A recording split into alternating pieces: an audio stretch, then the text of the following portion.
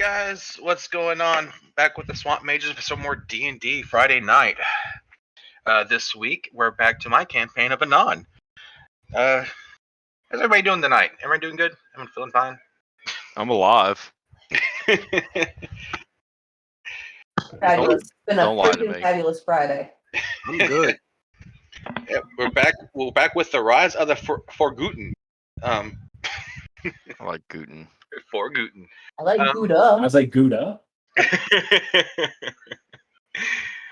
I think the last we left off, we just got done with the whole, building the new guild hall. They got new teleportation circle that leads to. It's connected to all the temples of Pelor on this continent. They got 2 more squads for their guild to send out to do guild missions, on top of the Warforged squad that they acquired. I think it's all the squads they actually got. And then I think Jack gave y'all just a fat sack of coin, which is what paid for the new guild hall. So yeah, you guys spend a couple of days doing that. And I believe we left off with everyone going to sleep for the night. Haha. Oh yeah, because it just came out that Jasper's actually not alive. Quite dead. Which was news to even Jasper. So yeah, while everyone's going to sleep, Jasper's there in his meditative stance, petting his newly adopted dog with only one eye. Patches.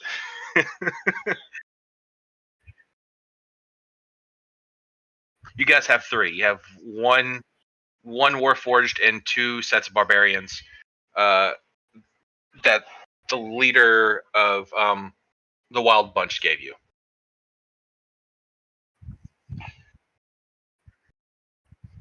Yeah. Yep.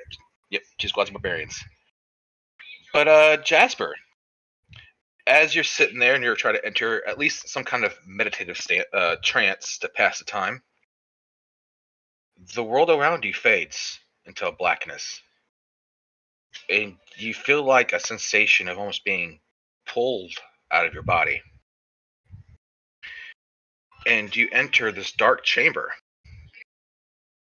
You think it's an inky black void until you realize it's actually a seamless stone circular room. The stones are so black that it almost appears to be void-like.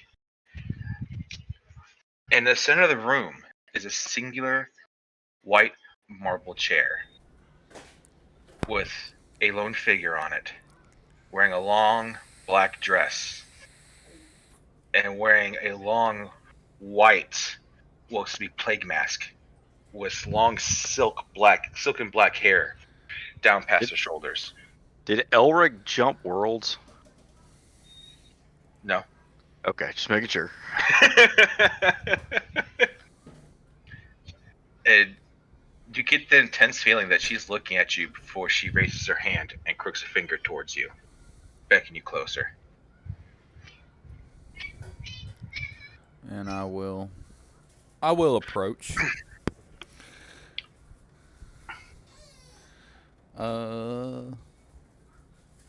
Hello. You hear this almost breathy voice, almost like a whisper on the wind. Although you get the feeling the voice is not coming from her. You can't really discern where the voice is coming from other than all around you, maybe in your head. You're not quite sure. Jasper Rowan. Do you know who I am? Well, let me see if I do. Where are these buttons?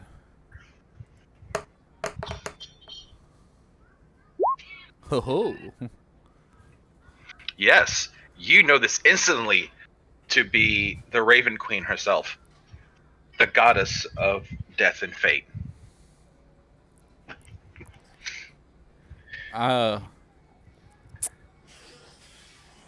Okay. Run.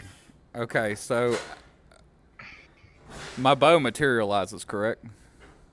If you wanted to, yeah. I'm just saying, like, if all I have to do is make the motion like I pull an arrow and it materializes, correct? Correct. Okay. Well, then I'll have my hand I'll draw it up in front of me a bit, try kind of nonchalantly, and you know, not aggressively, just in front of me to be more ready, and say, I suppose you have recently discovered of my condition as well. She softly chuckles. Discovered. Who do you think brought you back? Do you think a god of battle and tactics has such power that he can resist my will of death? It is I who determines who lives or dies, not he. I'll kind of ease my hand a bit. Well, to be perfectly honest with you, I never actually gave much consideration as to what gods were truly capable of. But I was under the impression that you were in disgust of the undead. I do not like them, correct? Turning you into an undead was not my will or my design. As you well aware of by now,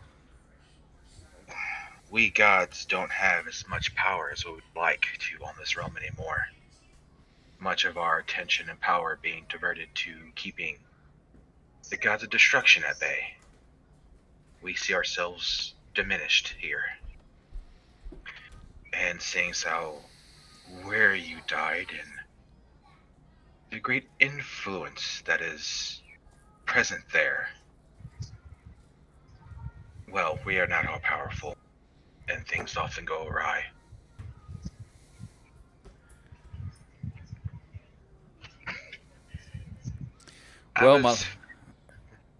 Well, my lady, I assume that there's a reason that you have brought me here instead of simply smiting me away. There is. I have been watching you, and I've been content for a while just to let you do what you need to do. You've been playing your part fabulously without my intervention. However, I see your devotion in Hextor. My guess is because you assumed it was he who brought you back. Would you be willing to show me the same devotion?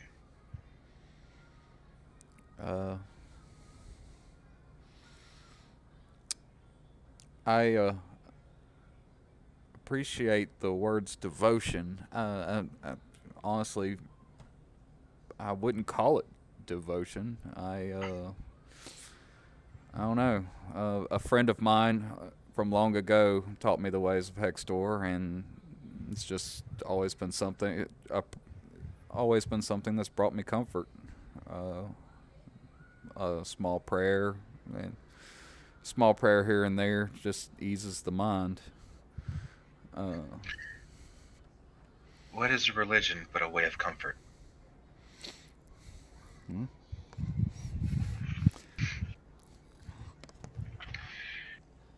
Me put, would you be willing to carry out my will? Be my hand upon this world.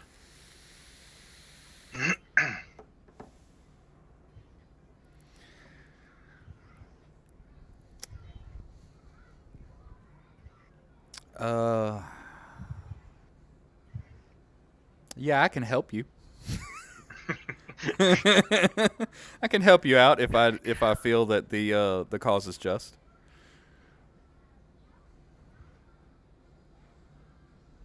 You almost get a soft chuckling from behind her.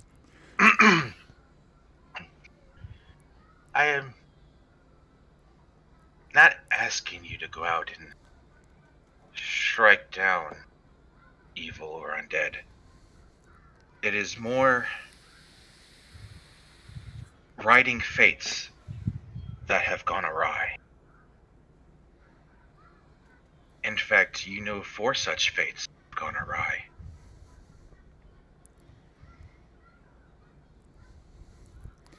At that, he'll kind of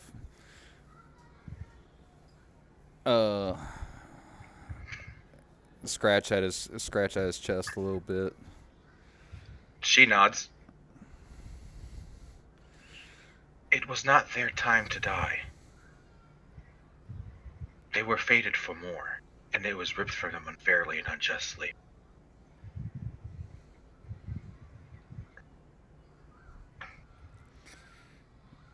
Well, I'm at, I don't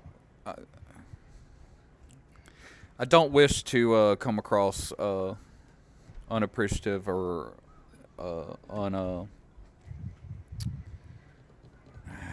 can't find the word. Disrespectful. Yeah, disrespectful. I don't wish to come across disrespectful, but my prayers to Hextor comes from the knowledge I have and the comfort I have. I have given him no oaths, no binds, just as I don't intend to give you any oaths or bonds. My will is my own, and it has been for as long as I can. It has been, and it will remain to be for as long as I let out just kind of a short chuckle. For as long as I live. But if there are deeds you wish to be done, that you wish for me to help you with, then plainly speak it. And if it's something that I do not disagree with, I will be happy to help you. you see this mask, and even though it gives no facial expression, you can see that she's smiling. I don't wish you to swear any oaths. I don't wish to bind you. I'm simply asking exactly what you've already offered. I will give you some of my desires. If they agree with you, carry them out. If not, then don't. I am, however, offering this. And she holds out her hand, and you see what looks to be a very finely crafted set of armor. Every deity has a chosen champion. I am offering you to be my champion. Some deities wish their champions to be subservient, to follow their wishes 100%. I'm more the free will type. Because in the end, fate always has its.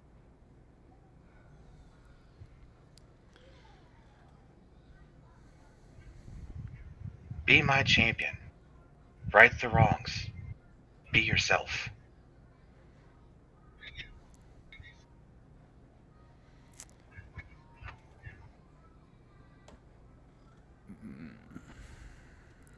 I will look at the armor. What does it look like? From your angle, it's shifting. Sometimes it's full plate. Sometimes it's half plate. Sometimes it's leather. Sometimes it's just a plain pair of black robes.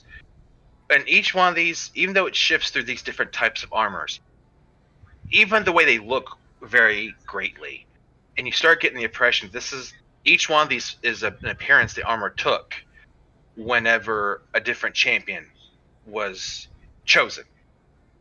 But the general motif is about the same. Usually it's like a blackest night in color, feathers, whether they be real or engraved or embossed, some form of ravens. Sometimes the headpiece is a simple, just hood that can be picked up, put down. Sometimes it's a helmet. But the general motif is just the color of night, ravens and feathers, everything.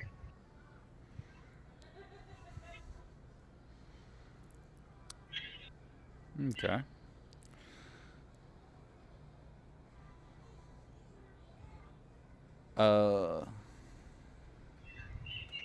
I guess I will hold the will reach out a hand for the armor. Like right before your hand touches it, she's like, "Be warned. If you take it, you are my champion." Well, it's not for me. You see, I have a I consider him to be a dear friend in my party, and a devout follower of yours. And for me to appear in your armor might possibly strain our friendship more than it already has been tested. I intend on giving him this armor. Do not worry about Halden Heavy. I have plans for him already. One as devout as him has not.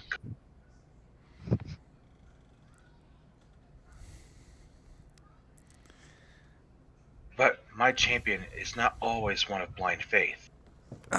Sometimes a champion is someone who's not wrong to.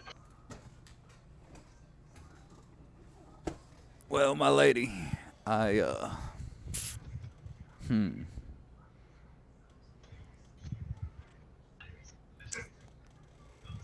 I will have to graciously decline your offer.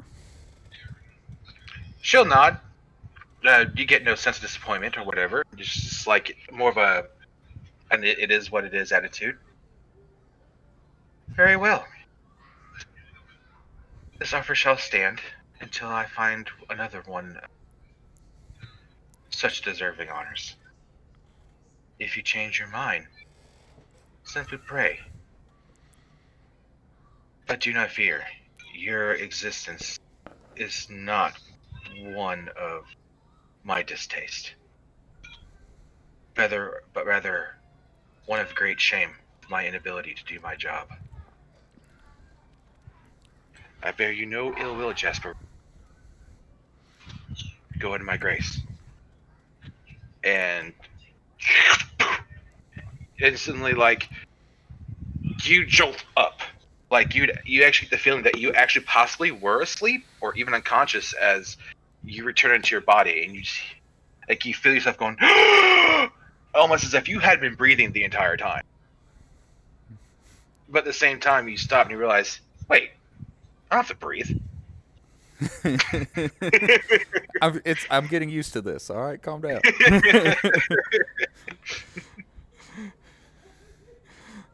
And by your bedside, on your nightstand, is a single raven feather. I will actually take the raven feather and I will add it to my necklace. As soon as you put that raven feather on your necklace, it actually shrinks into a pure silver crest of the Raven Queen, right next to that of Hextor's.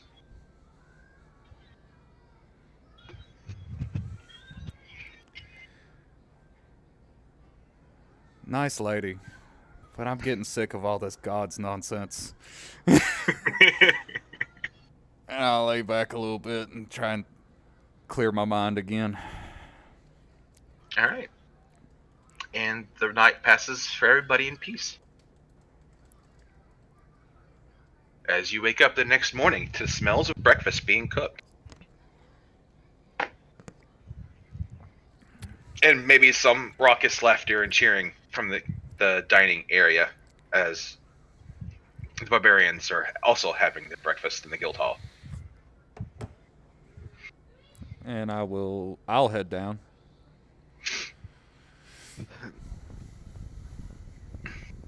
Crow will go downstairs and see all the people there and just grab a plate and go back to his room.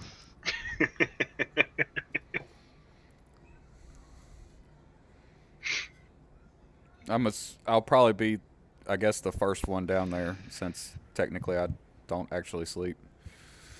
Oh yeah, you probably beat barbarians down there.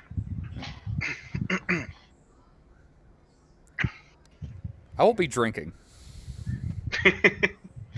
Morning drinking.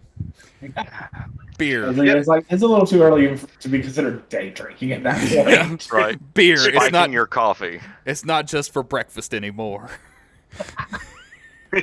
I mean, have y'all ever heard of a mimosa? Come on, guys. Hell yeah. That's All a right. breakfast drink. I have an odd question. Do you actually have resistance to poison? No, I do not. Oh, okay. I have resistance to disease, not poison. Actually, I might. You have resistance to poison. I do have resistance to poison. So yeah, Then you're probably having one hell of a time getting drunk. that's Yes, fine. you will. I'm not intending to get drunk. It's more so, it's one of those like stressful mornings where it's like, is there coffee? Is there such thing as coffee in Yes. your world? Yes, there is. Okay, so I spiked my coffee. That's what happened. All right. Jesper Rowan having an Irish coffee earlier. I'm having an Irish coffee. What is everyone else doing? Well, I'll nod at Crow as he heads his way back up. Yeah, you see Crow come down, see all the people, he just shakes his head, grabs a plate, and runs back upstairs. Like, I'm out. Later. 10 raucous barbarians is just too much for to handle. Yeah, I'm not down. I've already been assaulted by the hobgoblin leader.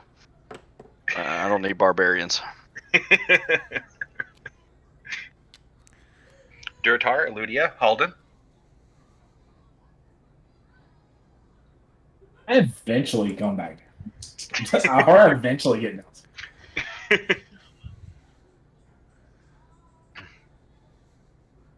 down. Yeah, get up and make my way down and partake in breakfast. Eludia, as soon as you come downstairs,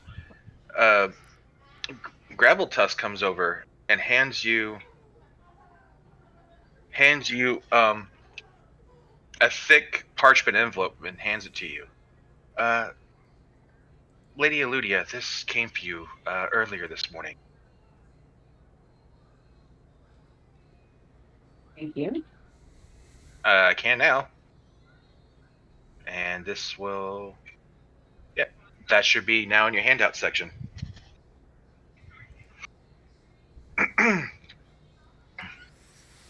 You think? Not there. Doesn't look. It's cute that you think I know where that is. When Drutar comes down, I'm going to look at him. You look like hell. Yeah, it was great. Here, this'll help. I'll hand him my coffee, and I'll go make myself another. Durtar, as soon as you come down the stairs, Bavarians turn. Ha! Give you a cheer and raise their glasses of mead and ale and stuff. I also raised my coffee. Then I then take a drink and was like, oh, this is more than coffee.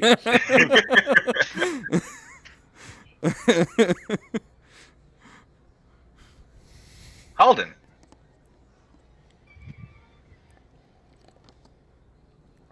Is Halden there? Is he still muted? I think he may have died inside. Holden is not muted on stream on Discord. So No, my mic's muted. My bad, guys. I'm doing something at the moment. Personal issues, family things.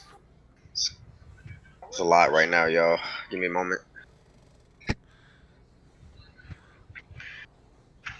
All right.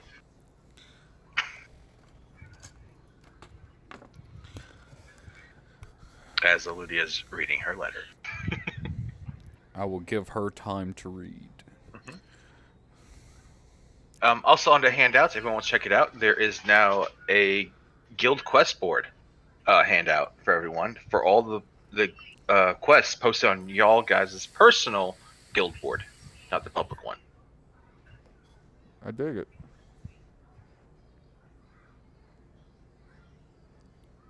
I'll give you guys time to read all of that.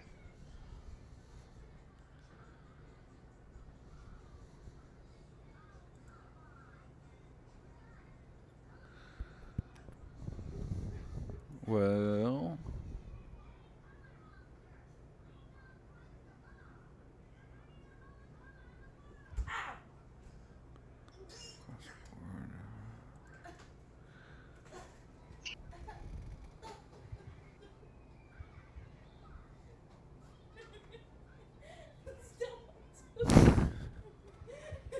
You just 100% Peter Griffin that. Ah. Ah. Sorry, my wife stubbed her toe and she full-fledged went to the ground. Like, like She pulled the full Peter Griffin. the full thing. Like, That checks out. I was- She's not dramatic or anything. I was wondering where my 2-year-old got his extreme dramatic flair from, but you know, You had to wonder that? I love her, but you had to wonder that? that's like, oh, the other night she was like, "Are you coming to bed?" I'm like, "Oh, I'm gonna play 1 or 2 more rounds," and she's like, "Oh, so you hate me then?" Oh, I damn. mean, that checks. Yeah, that's how that works. I don't know why men don't get that.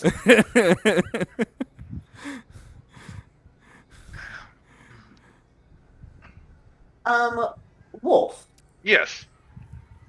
I have a question. Yes. So I clicked on the letter, Uh-huh. and I read it, Uh-huh. and I closed it, Uh-huh. and then I clicked on it again, Uh-huh. and it won't come back up. I need an adult.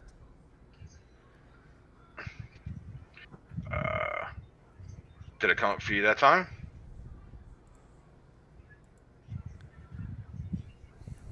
No, Wait. Sorry. Wrong thing.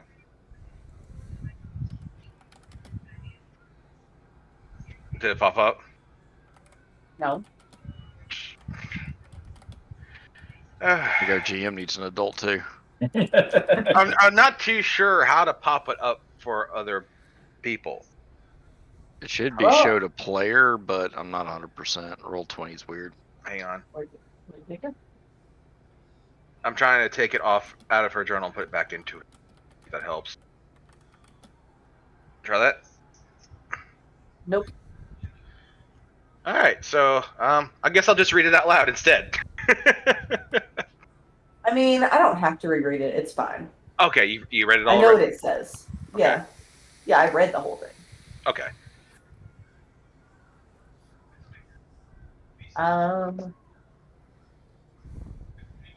She angrily crumples it up, sets it on the table in front of her, and just glares at this letter. And after like 10 minutes, sort of takes it and like smooths it back out, and then folds it neatly, sticks it inside her vest, whatever the hell she's wearing. Vest, shirt, pocket, something. I don't know what I look like. What do I look like? What am I wearing? A robe? Yeah, based on your character picture, I'd say robes. Yeah, she stuffs it in her robe pocket. Inner robe pocket. Think of it like a business suit. It's got that inner pocket.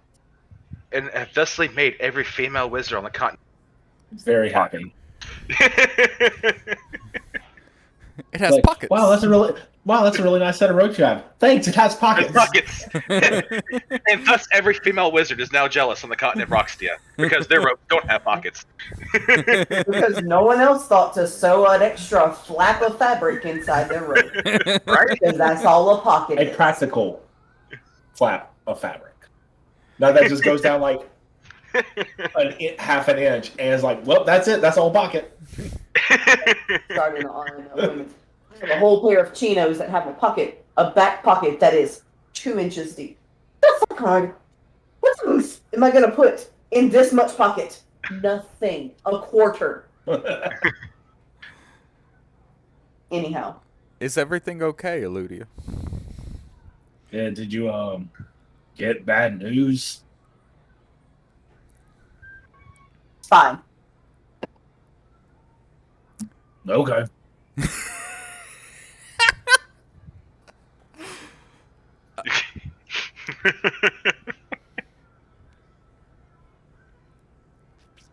Seems less than fine. It's fine. 3 divorces. I learned. I've learned when to stop. Checks out. Because But nope, I remember that tone. I don't like that tone. he's also smart enough to know I'm fine. Does not mean I'm fine. Yeah. Nope. Rarely, if ever, means that I am fine. But I do know this is the time to stop. Even at this point, Graveltusk is looking at her and he's just backing away, like, okay. Second time she says it, her normally flame-colored hair starts smoking a little. The barbarians are looking at Ludia and they're slowly getting up.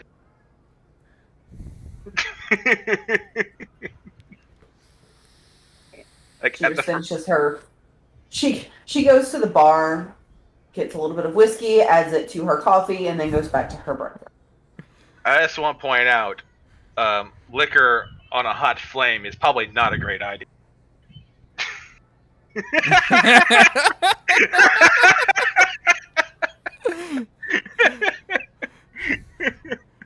The crow comes back down after finishing his meal alone to put the dishes up, and he sees all this nonsense going on. And he goes and gets a whiskey coffee. I mean, why not? Maybe one of this kind of days. I say, and Aludia invents something called a flaming Dr. Pepper.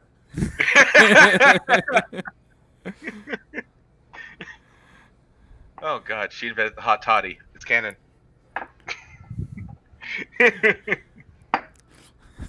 I just hope Halden doesn't try any of our coffee. Well, thankfully you guys are mixing it in your cups, not in the coffee pot, so we're okay. I know. Absolutely. Or we might just mix it into the Absolutely coffee. not. I would not At this be point, it'd drinking be any more efficient. coffee. I would not be drinking any coffee. You can drink coffee, just don't drink from our coffee. Just don't drink our Yeah, coffee. I'm not drinking y'all's coffee. Both are not on that level of sharing a cup. Mm-mm. Hey, y'all don't eat my food, okay? That's all I'm saying. That's how Jasper gave me his cup. Yeah. Jasper doesn't even need to drink. No, it's just out of habit at this point. I'm not giving up coffee for this whole undeath bullshit. All right. Some habits are just worth sticking to. Okay? It doesn't even work, but he's still doing it. Fuck yeah. That was the decision he made. That's why he came down so early. He's like, nah, I don't give a fuck if I'm dead or not. I ain't giving up coffee or booze. I don't digest either. Neither work, but I'm gonna do it anyway. I'm gonna fucking do it. All right. So Ludia has her letter. You guys have y'all's guild. What are you doing?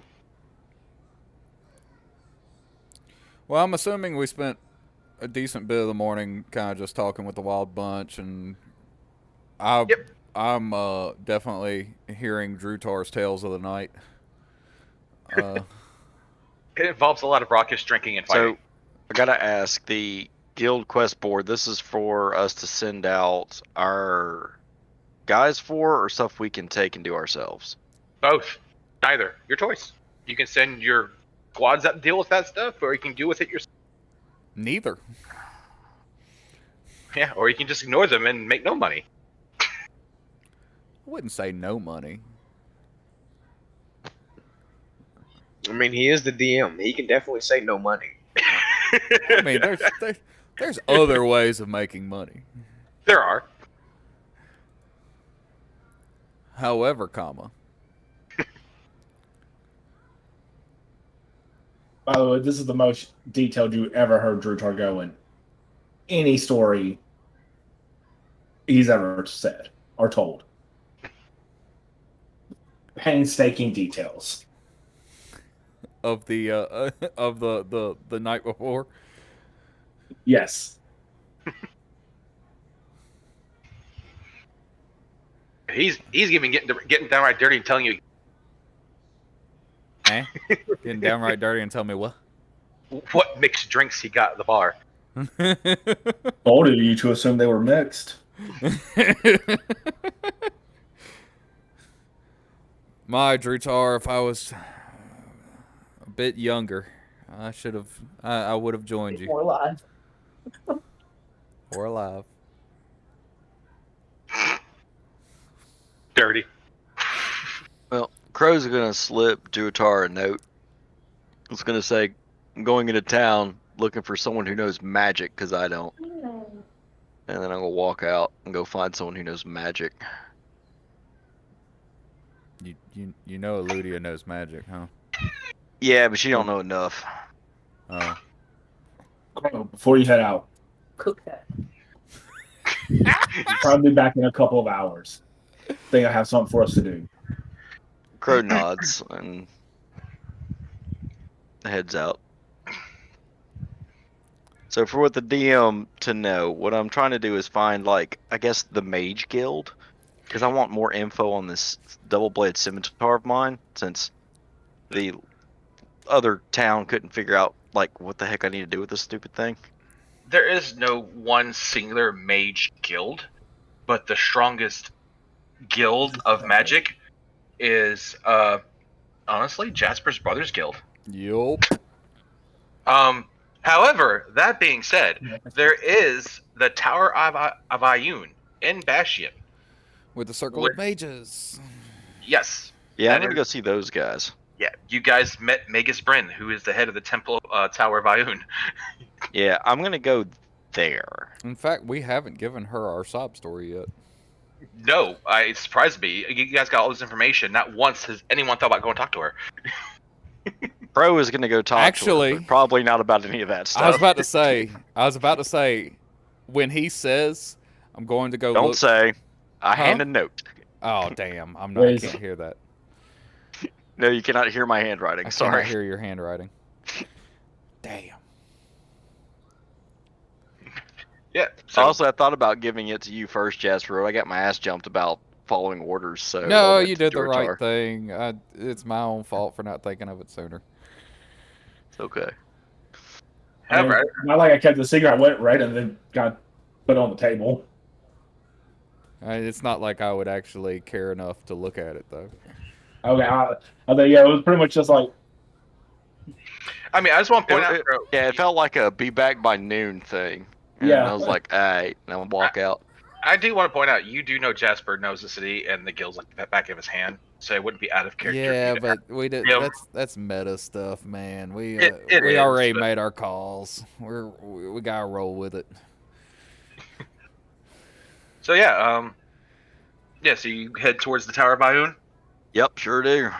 All right. You walk out to the Tower of Ioun. It takes about 10 minutes to get there from almost center of Bastion. Is it like an actual big old tower?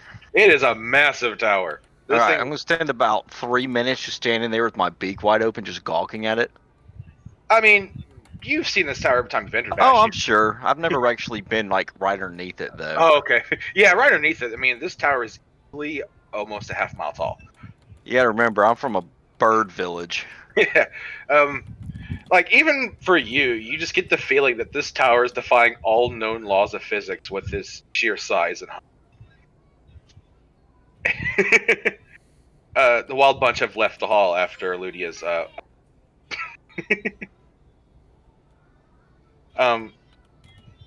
mean, And, geez, I didn't burst into flames. I just smoked a little. Yeah, but they're barbarians and you're a known leader, so you're not pissing off. Roll one. It's- And the only thing that you'd see, like, there's two like knights in like a silver sheen-ish armor with pole arms outside the front door. I'm just gonna try and walk right past them into the building. They let you I'm in. gonna- yeah, I'll just walk in like I own the place. Yeah, you walk in and you see a lady behind a desk. Like the first floor looks almost like a very nice library. It's dark woods, red carpets, gold trim, and you see just like a middle-aged human woman behind the desk as soon as you walk in. I'm gonna walk up to that desk. I'm gonna do a little interpretive dance. And then I'm gonna put my scimitars on the counter. Um. She picks up. She looks at it. And she looks at you. She pulls out a monocle.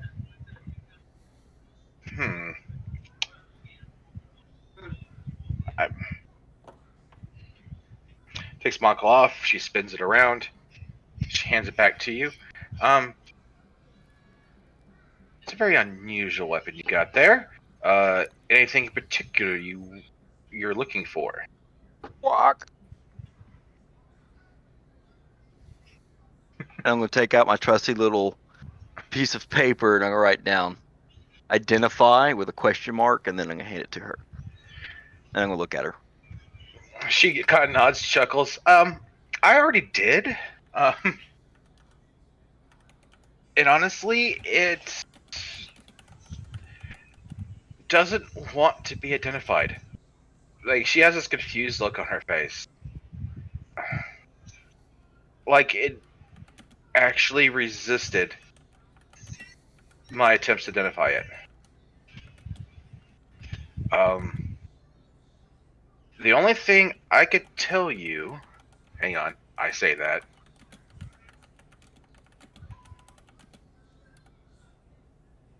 Is that you probably need someone smarter than I am about.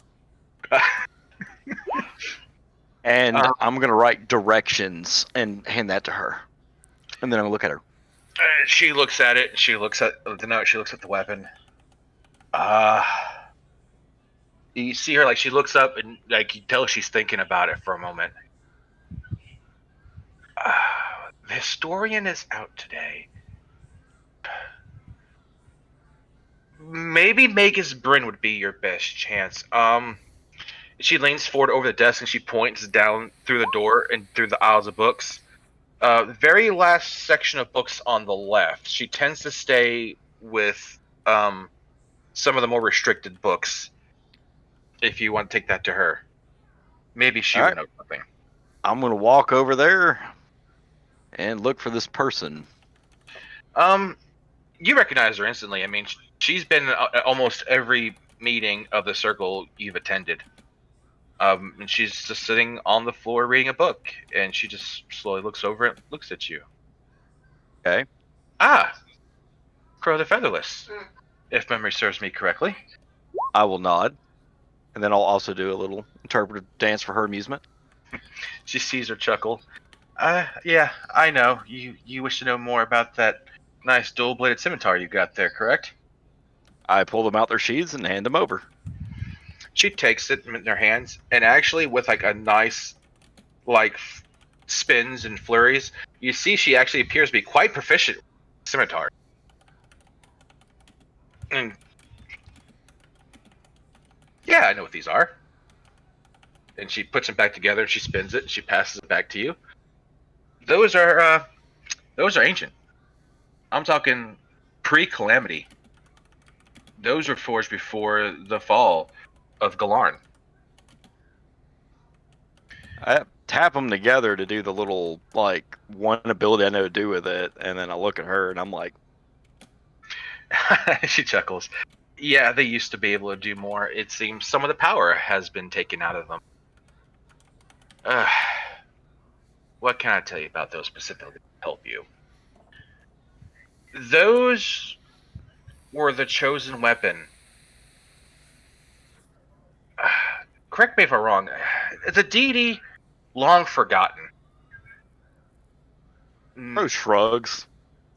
I could do a religion roll, but it ain't gonna be pretty. There. It's a little pretty. Well, it's kind of cute. Yeah. Yeah. Memory jogs, and you've actually just Cut out there. It's like when she says that, your memory is jogged, and you suddenly remember you just learned of a deity who was long forgotten. Aeorlus, god of wind and sky.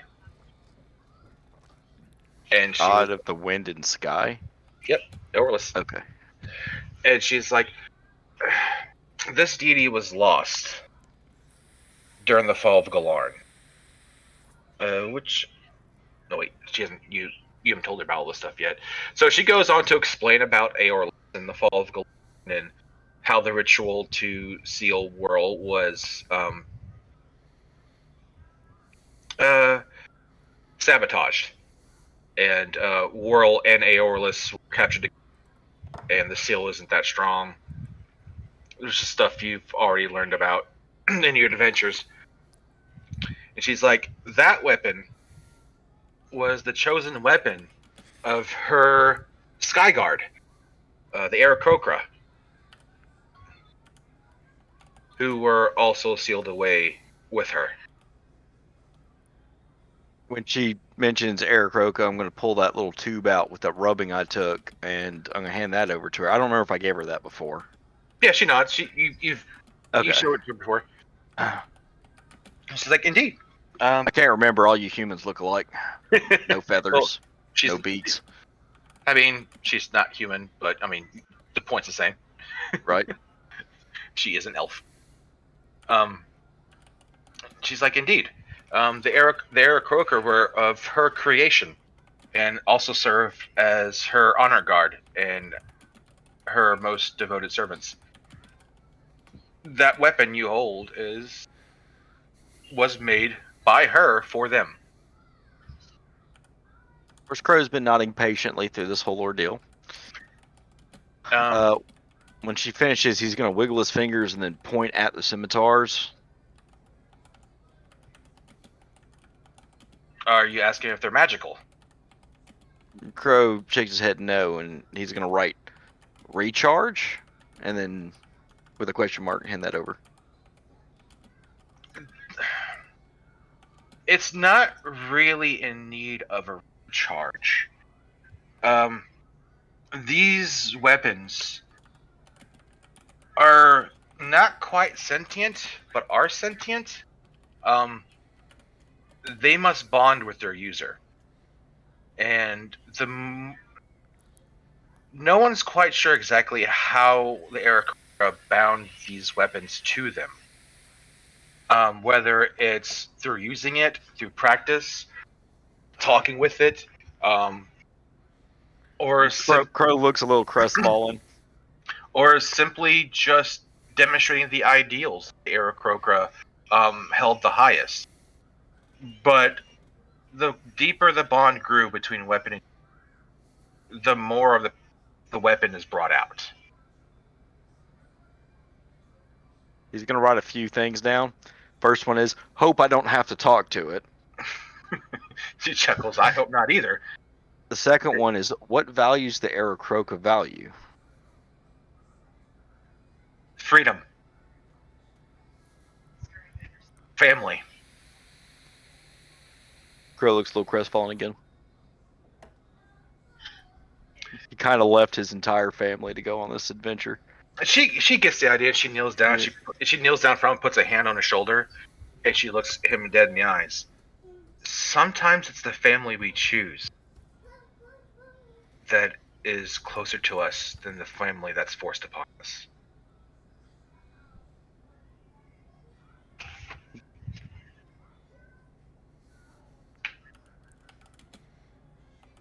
Anyway, after that, he's pretty much got an idea of something. So he's going to do his little dance again. And then he's going to bow. And then he's going to walk away. As you're leaving, Magus Bryn will call out your name. Crow will turn around. Is Lady Eludia still with you in your guild? Crow nods. I've heard disturbing news this morning. Would you send her my way, please? Crow shrugs. And then, well, he just shrugs. Okay. Walks off in his head. He's like, your funeral. He's going to go back to the guild hall. Thinking it might be his funeral, too.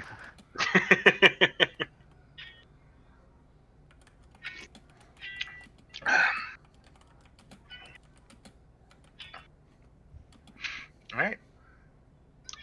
I imagine that didn't take more than an hour. Took about 20 minutes actually. Yeah. So I'm back well before noon. Oh yeah.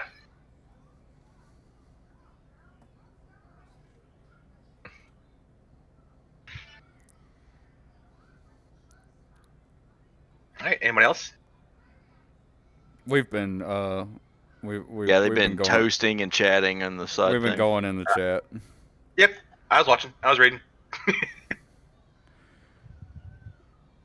I mean, my recount of the way things went last night. I've got the chat pulled up primarily for the stream, so they should be able to keep up with it if they want to. But would he come in during this conversation? I kind of. He would come in right at the tail end of it. I would say he Yeah, came with in right all the cheering and to the gods and their plans, and I Yeah. step back out, look up at the sign, make sure I'm at the right place, and then walk back in.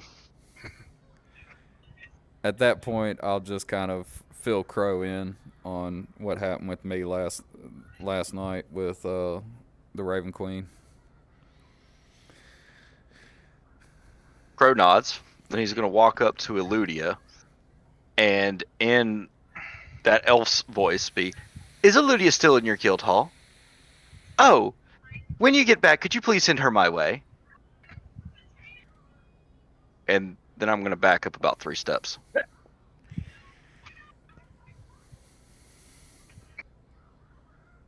I'm guessing Mega Spring has Yeah. summoned me. Crow nods. Thanks, And then in Phil. her voice, "I heard some disturbing news."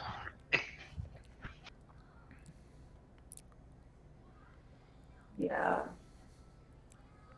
I'll head there in a minute.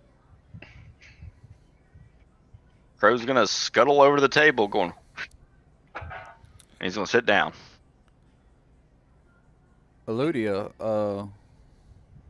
I'm not sure how much Crow was able to talk with her, but I just realized we have not approached the circle of mages. Knowing of our plight, they may also be willing to lend us aid. Or rend it to us, whatever. Or rend it. Have you with helps. Crow repeats, "Rend it." Rend it.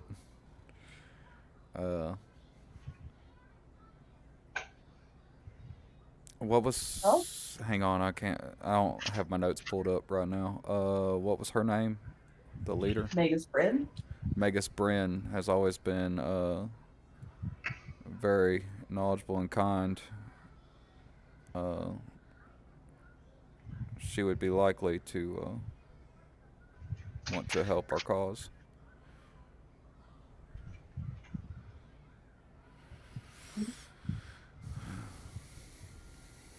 Do you want to come ask her for help?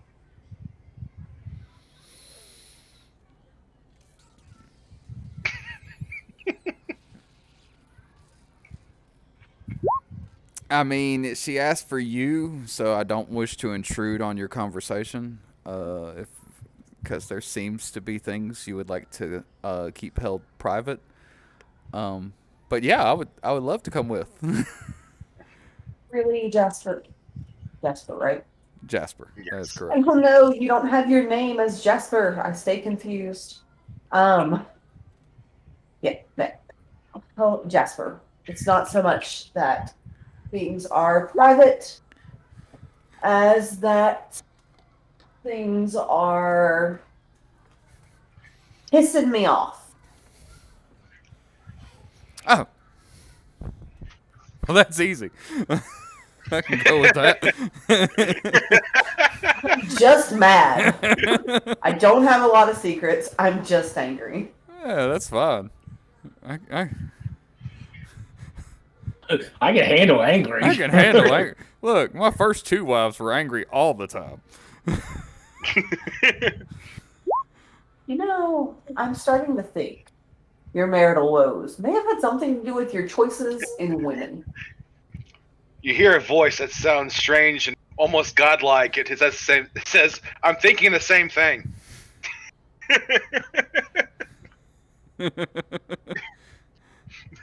But at the end of the day, It's okay. Bastion's people are your people. So My I feel that you are the best to communicate with them sometimes. Because I can come off as a little prickly sometimes. well, I would be happy to join you. And don't worry, I've made my mistakes with wives in the past, but I have my sights set on you and right now, and I doubt she'll anger so easily.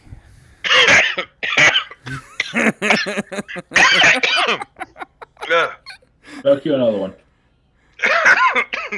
I'm sorry. I just figured about what wife he picks. I'll have to start role playing her, so it's fine. Oh no, she'll never. At this point, Jasper's like reaching for the stars, like imagining a wife that won't happen, just kind of save himself. So don't worry about it. Just add DM curiosity. Which character? The Raven Queen. Oh, okay. Yeah, that's definitely shooting for the moon on That's that. a lofty ass goal, sir.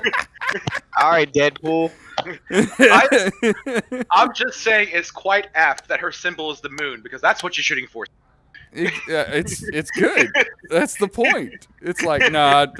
He's like if I land this one, then it it is me. We'll just say we'll leave that one to damn good. Okay. Well, shall we to the Mage Tower Library? I don't know.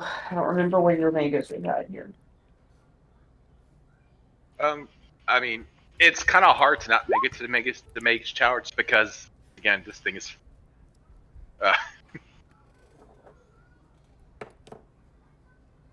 Definitely not a landmark you'll get lost going.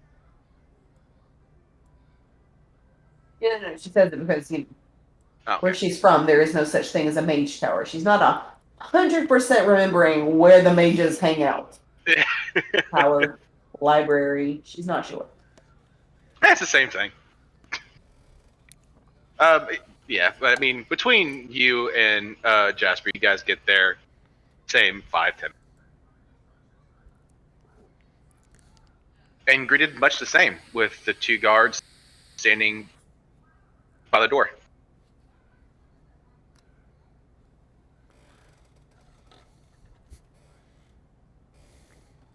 Hail, we have been summoned by Mistress Bryn.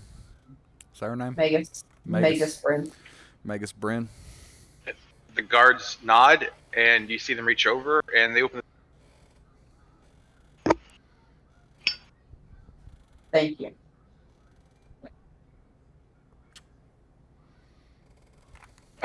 Morgan, you actually both these guys. Nope.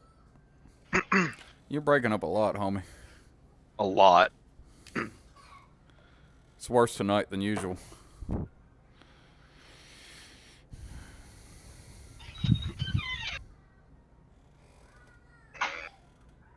Wonder what's going on. Can you hear me now? Yeah. Yes. Okay. So yeah, Jasper, you recognize both these guys as former members of the arcade. Even I forget all these guild names. The Conclave Arcana. Your brothers, as former members of your brother's guild, they left shortly before your brother took command. Was this the same guild that I was employed in?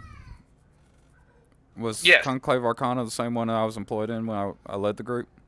Yes, Okay. they were shields just like you. They Right. were the people who protected the wizards. Right.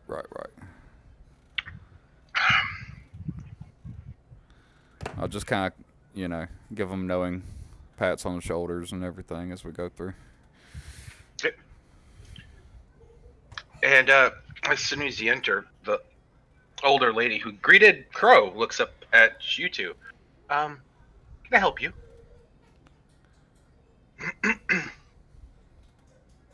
Yes, we've been summoned by Magus Bryn.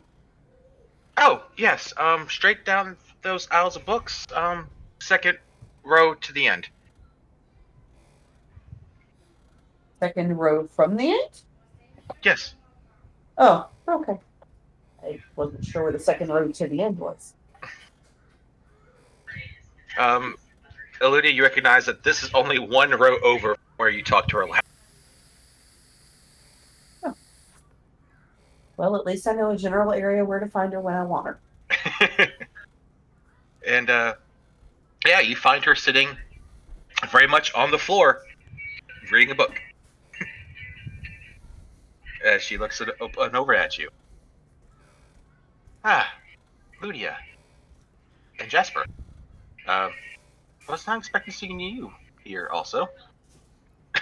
I actually just came with a bit of a request of my own, for the sake of our guild hall. But if you would like, I can wait with what's her name. I just pretend I say her name until you're done talking with Eludia. Actually, I just want to point out the lady does not have a name. She didn't give a name. And Bryn just smiles. Don't worry. She's actually a construct of arcane magic I made myself. Well, I can get to know your construct while you talk with Eludia, if you would like. No. We'll deal. She looks at Ludia. Does Eludia still have an angry look on her face? I wouldn't call it angry. I would call it more annoyed. Is it still Not- smoking? No. No, she's calmed down from that. And Lady just says, I figure at this point, I've traveled with this man, and I've shed blood with this man. I don't have secrets. She'll nod.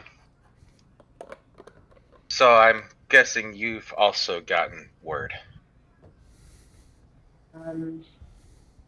Yes. What was his name? Tallow wrote me of the disappearances in Luxo. I'm assuming that's why you called me here, because we don't really have other business. So Yeah. I don't know if she ever told you or not, but I am the one who taught her. And her, Master Zemfeld. I actually taught her and her mother and her grandmother. how old are you? She smiles sadly. Old enough. It was always a dream of mine to teach Zemfeld's daughter, but unfortunately she did not have one of her.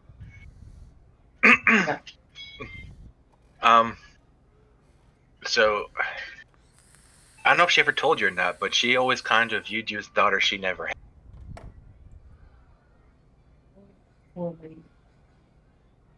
I was not an easy one. Daughter seldom are.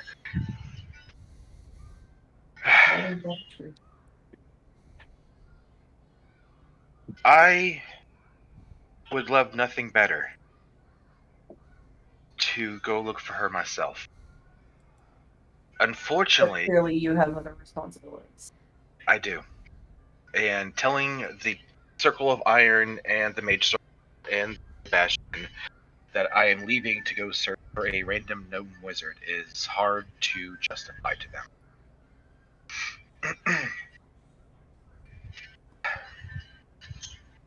Do you plan on going? And knowing Zemfeld's stubbornness, she probably specified not to go for her. Well, Mistress, what was her name? Bryn. Mistress Zumfell. Oh, no, not yeah. her. Zemfeld, yeah.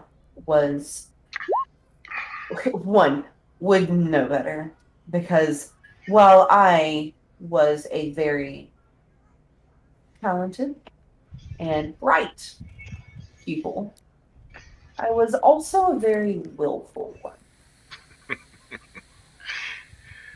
And I can't help but wonder if her request that no one seek her out is as much of a taunt as it is a request. I'm inclined to do it out of spite because she told me not to. Both of these are very well possibilities, knowing her. However, I am not currently a solo agent, so it's not exactly. I'm not exactly in a position to take off on a solo mission. I have other people to consider now. Well, I mean, the whole point of a guild is a group of people to help each other. Why not ask your guild for help? But that seems a little personal. She laughs. There's no shame in asking for help.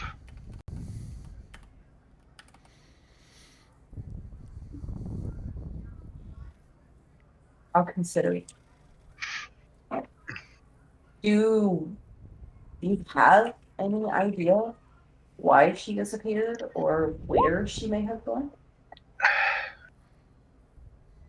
As best as my ears in Luxa can tell me, which, by the way, for a mage, having ears in Luxa is already a bit of a pain in the ass. Imagine even more so when the primary mage there is currently in a self-imposed state of missing. Yeah. But as far as I can tell, she went off in search of an old teammate of hers. In fact, I think he crafted your ring. Well, that was my next question, is if you knew of the disappearance of the artisan. Yeah. Like I said, sketchy information at best. He disappeared a week before she did. And I'm guessing she probably went off in search of him. Yeah, that sort of lines up with what Tallow conveyed.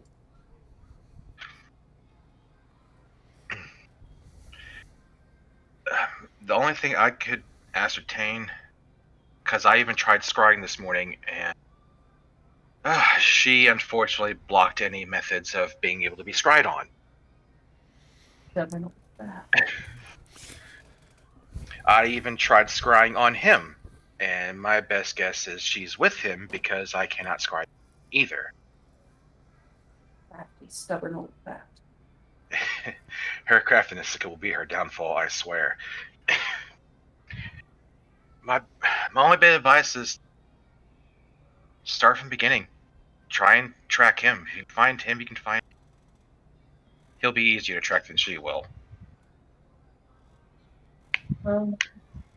I'll see if my new companions are up for this task.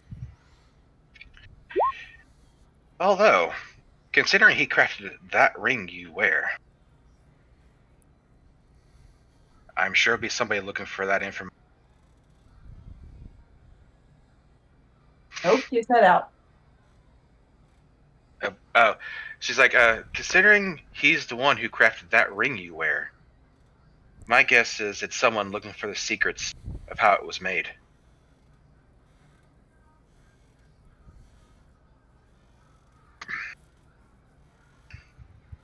If someone has taken him to exploit him, I will kill them. You actually see this almost half evil smile come across her face. Make sure it's slow.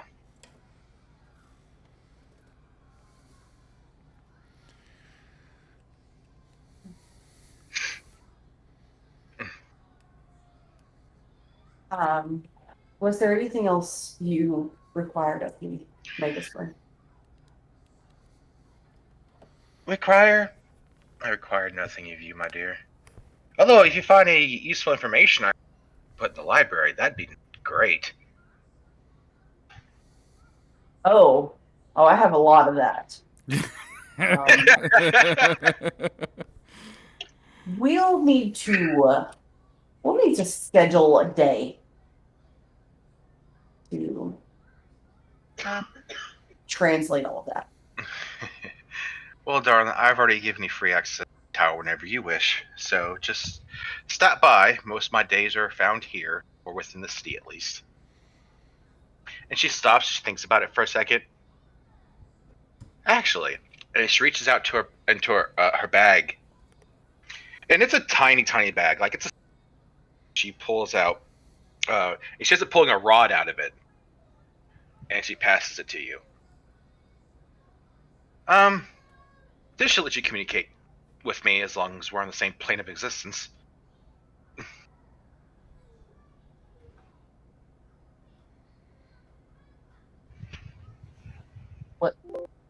How does it work? Okay, I'm out of character. This is like a rod of sending, except this is tuned specifically to Magus Bryn. Okay, so it's like sending stones, but it's a. I talk to the stick and she hears it. Yes. Okay. And it has 3 charges a day.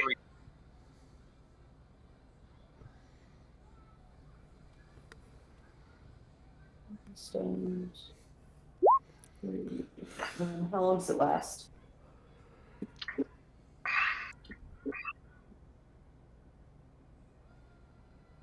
Oh.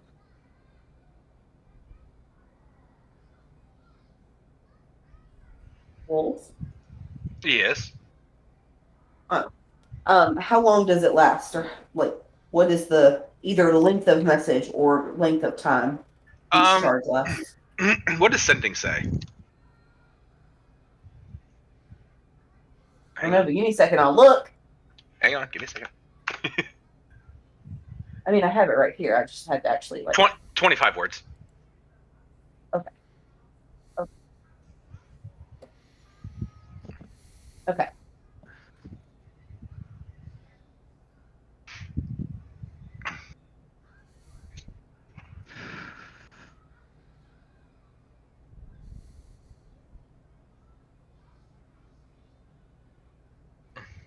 Nope, I had to sneeze. No one went. Okay. And it has 3 charges a day, and all 3 reset at dawn every day. Jasper. Yeah.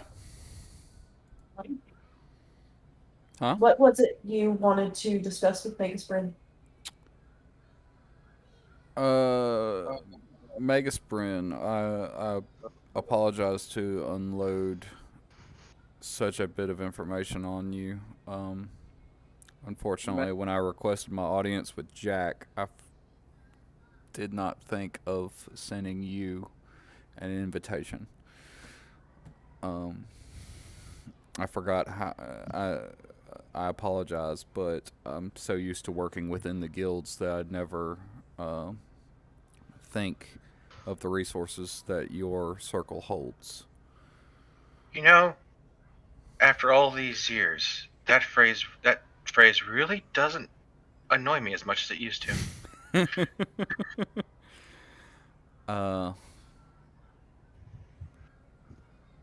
And I will unload information on her of the whirl, the cultists that we are fighting, and the temple that we scoured. I will not tell her of all the information we got. I will just tell her that there is information that we received, as Eludia seemed to be so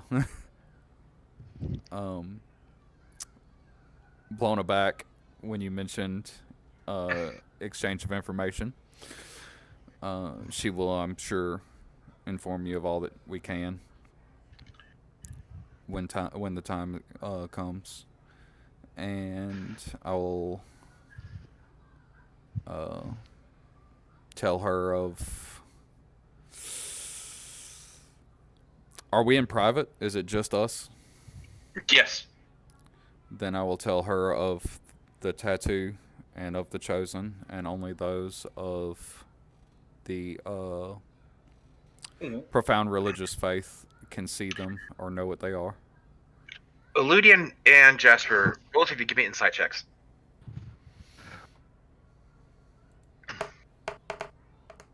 So, I forgot to activate Beyond 20. Beyond. The beyond. Beyond. And 1 second. Insight, you say? Yes. Insight.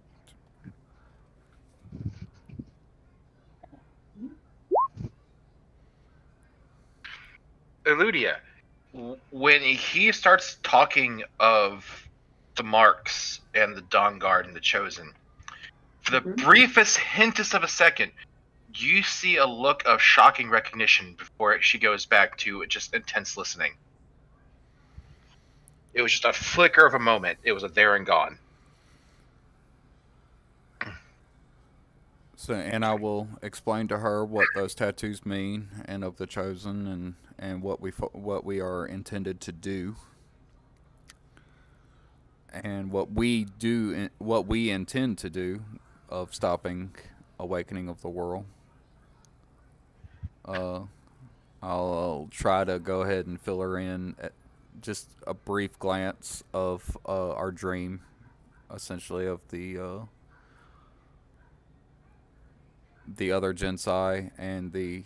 I'm not going to fill her in completely, just that we have dreamed of what may have happened to the Aarakocra and the Gensai. And tell her that we are in well over our heads for a starter guild, and any help that we might receive from the circle would be much appreciated.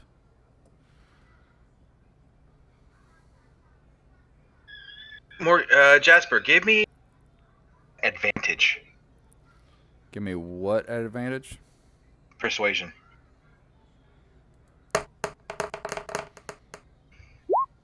Oh yeah.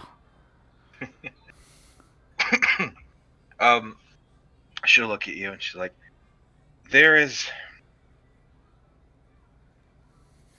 circle's pretty stretched thin as it is. We do more than just help this continent. We are stretched literally around the world, and there's a lot of things going on. Right now our resources are stretched thin. Give me some time and I'll scrape together what I can. But as of this moment, I'm not telling you no, not right now. I'll get together what I can and get back to you at a later time. So, at kind of nudging from Eludia, I'll kind of look at her and be like, "Is there something I missed?" Well,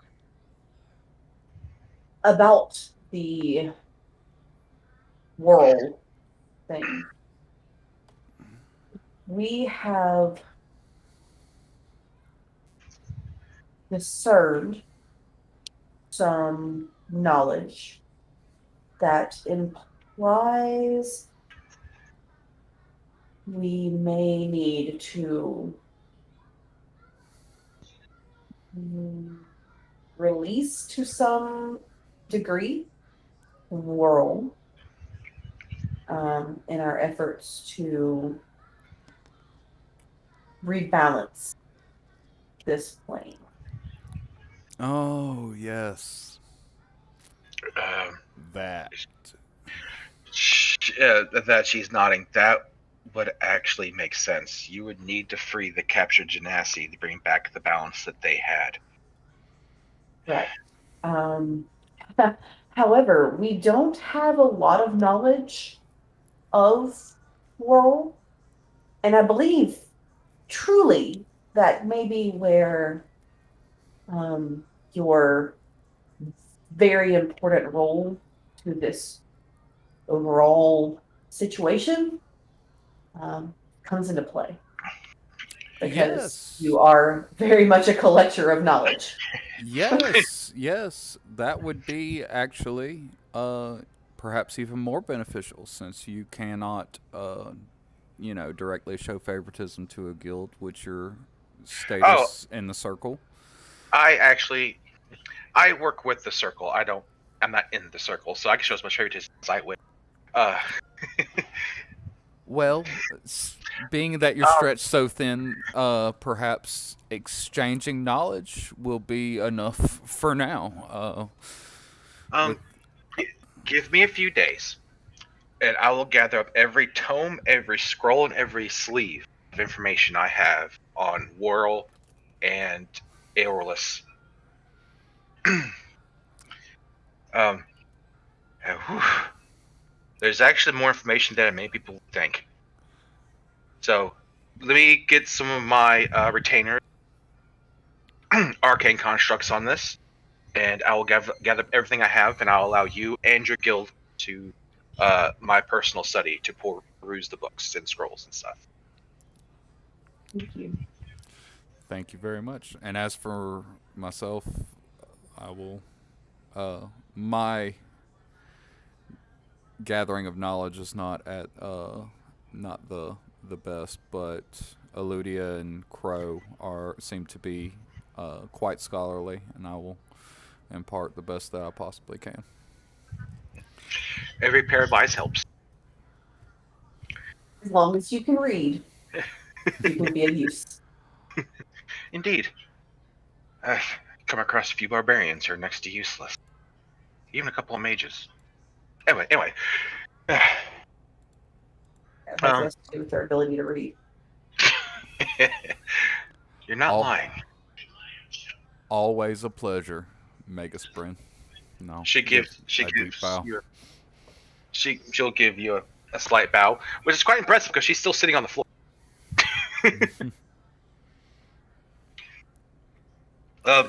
For all her grace and her well-spokenness, she seems to be a very casual.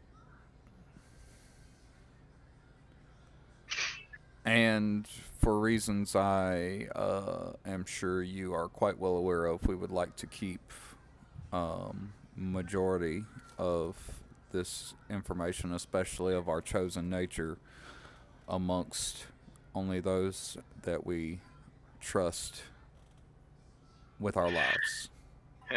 I'm sure Norn already knows. That religious old coot. But don't worry. If anyone in the circle finds out, it won't be from me. There's a couple of them I wouldn't trust as far as I can throw. Which is pretty far, by the way.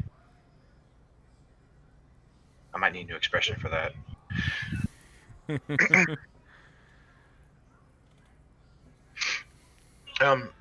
If there is not anything else you require of me, I shall get to work on gathering those books. As you see her. Gather some information on the Raven Queen as well, if you don't mind, please.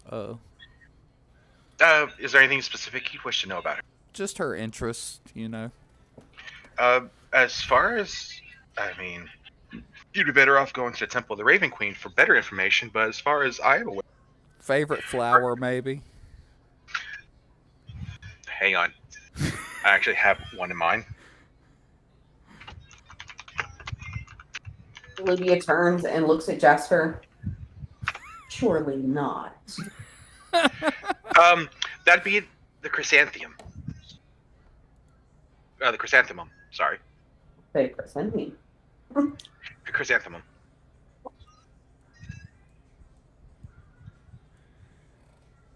Bless you. Thank you, Megasprin. Always a pleasure. She nods. Oh, slightly confused at the request.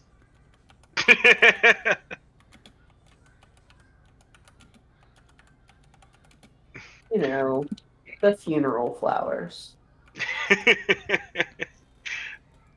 Side note, out of character, I despise mums. Most people do.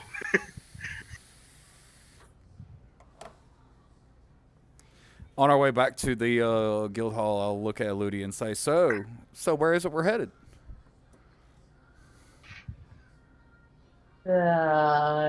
Guild hall? Well, I mean, we'll have to talk to Drutar, of course, but I mean, like, where is it? Where is it you need us to go? Because I mean, I'm sure we're gonna be good. You have that map? Yeah, Don't you have a map? I do have a map. Yeah. You have that map? Absolutely. Yeah. As you unroll it, she points to the all the way southeast corner of the entire continent. She says, right there. Whoa. Quite the distance, but if we'll have to talk to our portal, our new portal operator. But I believe that is one of our connections. Here's hoping. That is. I'm from there. You're from Luxa? Yes. I've never traveled that far from Bastion, but I traveled this far from Luxa. I would highly doubt if any of you have traveled, other than her. Yeah.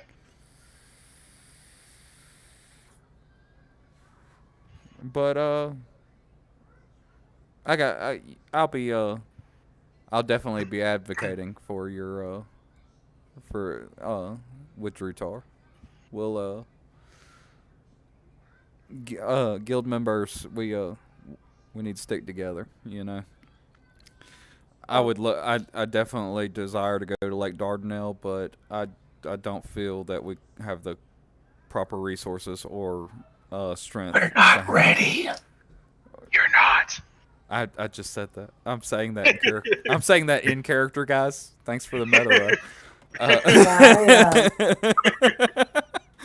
Oh, mine wasn't even story related. It's just the name alone. We're not ready. Never ready. We're never ready. You guys could get level 20 in magic item slots everywhere. Still not Nope. ready. We're still not there. Not ready.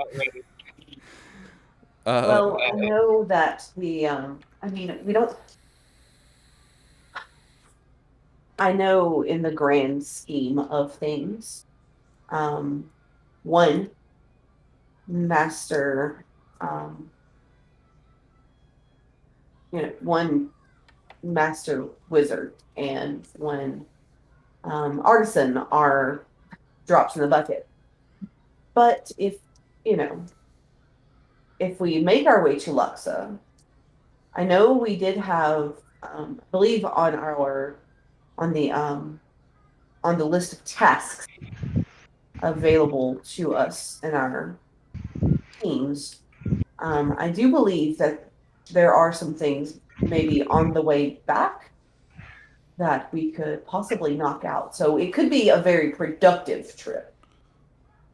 Well, again, I know that one wizard and one artisan aren't really relevant to the world, but this was my master. And the disappearance of the artisan is troubling because of the specialist nature of his craft.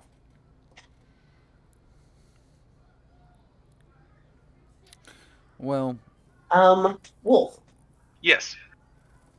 I need a reminder. What's so special about this ring? That ring has the ability to once a day cast counterspell, and if successfully counterspelled, it can store a copy of the spell it counterspelled. very Okay. nice. And I will, while it's just me, she'll kind of look around and lower her voice and tell you, my ring is not just a bauble. It houses an ability that is, hold on, I don't think I have. No, it houses an ability to sort of cancel and mimic another spell. And so for that particular artisan to have gone missing 3 weeks ago is concerning, I think, for a lot of people. Well, for an artisan that can craft such a splendid item, that actually Miss Eludia could have effects on the world. So Definitely a priority of Bastion. Either way, as far as I've always seen, guilds, we kind of look out for each other. I can't, you've watched my back, I've watched yours. We fight in near death experiences. We need to be able to have each other's backs on matters of life. If we have each other's backs in matters in actual life and death, why not have each other's backs in what we consider to be matters of life and death? now we just have to convince the rest of the Forgotten of that. I'm sure it will be an easy Guild sell. Hall. To the guild hall. All right. After just a couple minutes of walking, you guys get back and you actually see Drutar and Crow sparring in front of the guild hall. Hang on real quick. As they walk in, they hear the clash of metal on metal. Cameron, When they were throwback. back. Okay, thank you. Okay, so metal on metal. Yeah, and you'll see Duratar land a solid hit, like right on Crow's shoulder with the flat of the blade, and Crow just falls on the ground, winded. Duratar's got a few scruffs on his armor, but relatively seems unharmed.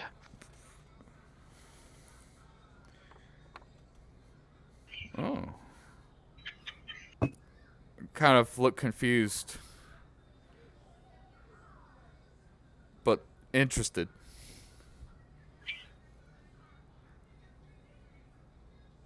You know why they're fighting? I mean, if y'all. Oh, Duratar's got a big old evil grin on his face. He's having the time of his life. And Oh yeah. Oh no, Crow's just- I'm asking Jasper. Do you know why Oh. they're fighting? No. I mean, maybe he finally accepted that duel. I don't know. There's a circle of barbarians around them too, and when Crow falls, you see them go, "Damn!" and they pass over like bags of coins.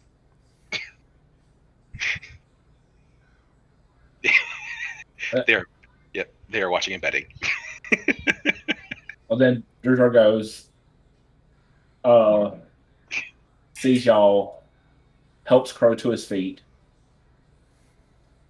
Crow stands up, a little shaky in the knees. That last blow went straight down. Just out of curiosity, were y'all whispering the rolls, or did y'all just RP it? We were We just RPing literally the entire straight fight. RP'd it. Okay, that's cool. Yeah, That's I cool. actually learned a few cool little tips and tricks from some other people I did some D&D with, and it's interesting how they work off each other. So All right. I was just out. Yeah. It was sheer curiosity. I saw y'all's chat. I was just sheer curiosity. It was literally just like he said something, and we just kind of kept feeding off each other. I spent a few years on a roleplay website. That was just reading that was just memories for me. Yeah, it was beautiful. Playing off each other. I missed that. Some It was beautiful. It was I was wondering because it was so pretty. I was just curious on if it was constructed But or are they rolling dice? Is this just like yeah, beautifully poetically happening? yeah. It was beautiful. Definitely knowing your character's weaknesses and strengths and being able to, yeah, it was good. I enjoyed it. That's why some of my answers were delayed because I was reading going. Yeah, yeah. It was good. I had once again had it pulled up for the stream, so it was good shit. Yeah. Drew goes, helps Pro to his feet, looks over at y'all. So, did y'all get the answers y'all were looking for? We got some Answers. information. Eludia, are you still pissed off? 100%.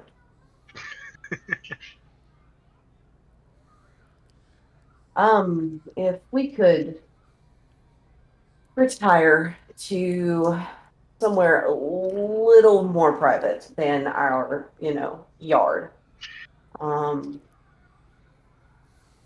I will divulge of the information. Bro nods, walks over to the nearest rain barrel, dunks his head in to shake off all the sweat. You guys do have a conference room. It is furnished with a table big enough for the office and a map of the world in the center of it.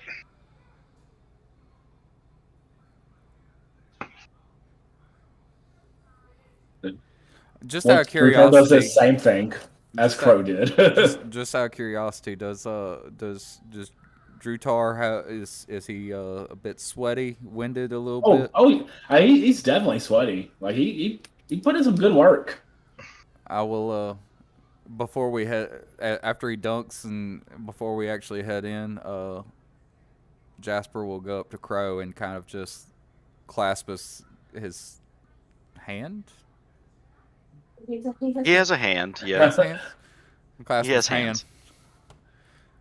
I'll just clasp his hand and give him kind of like a little bro hug kind of deal. Like I've sparred. Crow's with gonna, yeah. I've sparred. Crow with that shrugs, man. accepts the hug. All right, yeah. Yeah, I've sparred with that man. I respect the fact that you can bring the wind out of him. Crow lifts up some of his leather armor, and you can't tell if it's feather or bruise.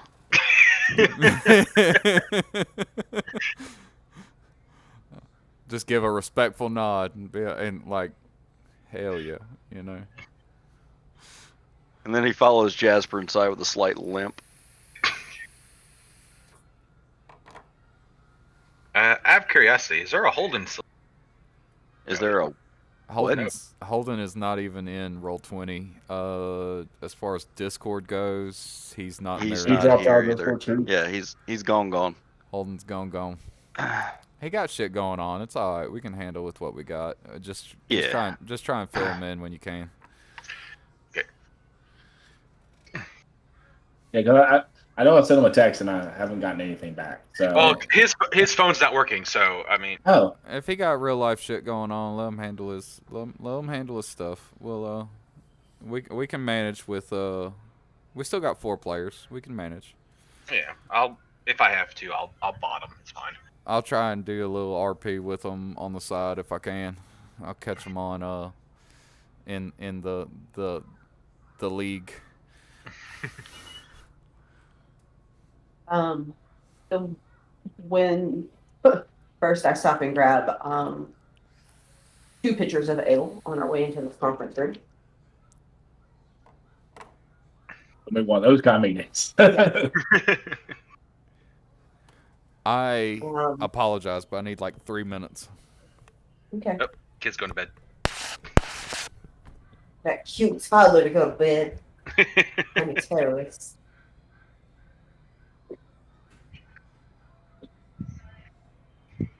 Oh. As a side note, the last time he was here, I got special markers for him And I think his mother and I had literally as much fun as the 2-year-old playing with these markers. We had a great time. Between the three of us, we like colored, I don't know, 6 coloring pages. This is my surprise Pikachu face.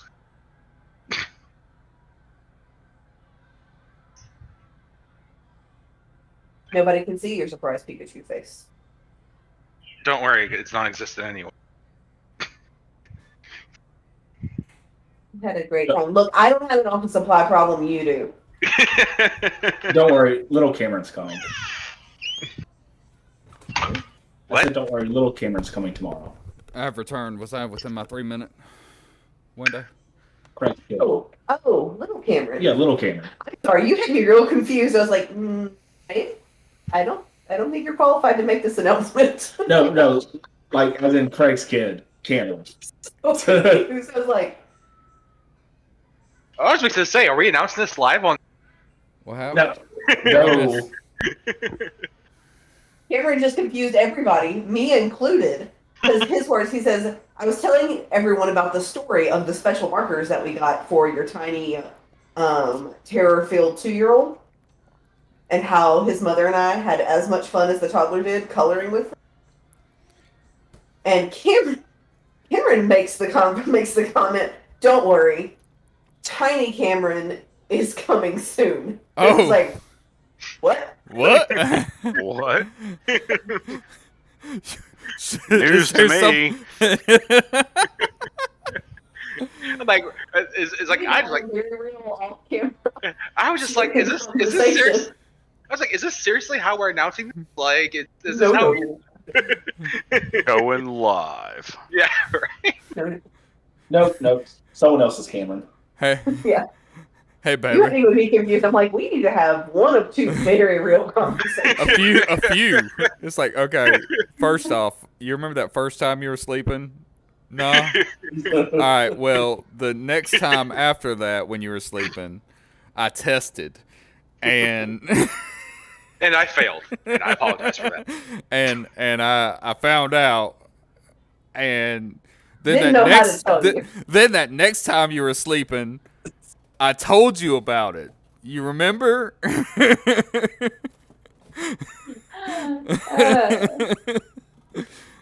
Guys, I was 100% lost on that for a second. Sorry. Okay. I was just like, rather than tell your friend, like, really?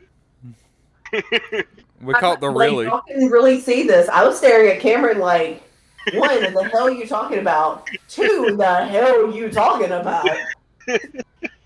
And three, are you drunk?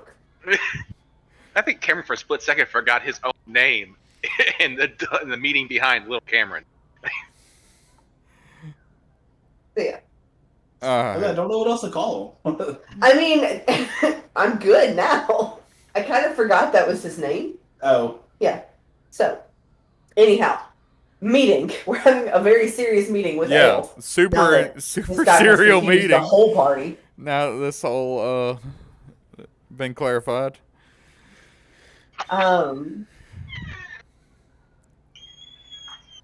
So,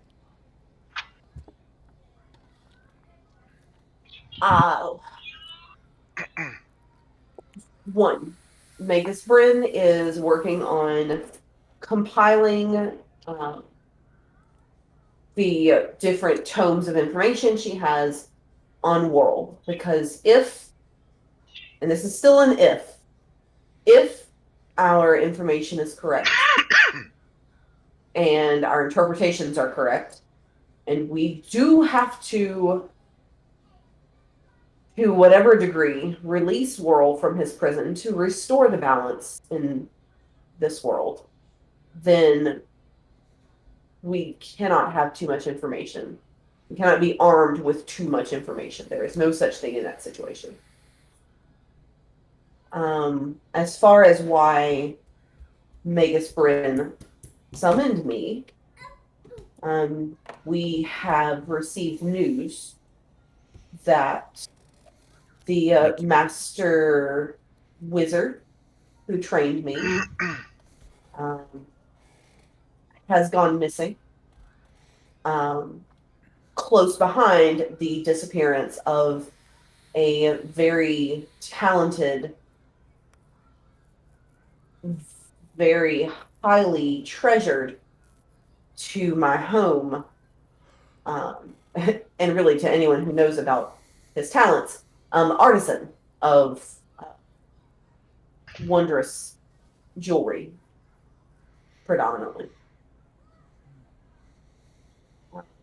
So they have gone missing, and we don't really know why. We can guess, but that's all it is. Uneducated guesses.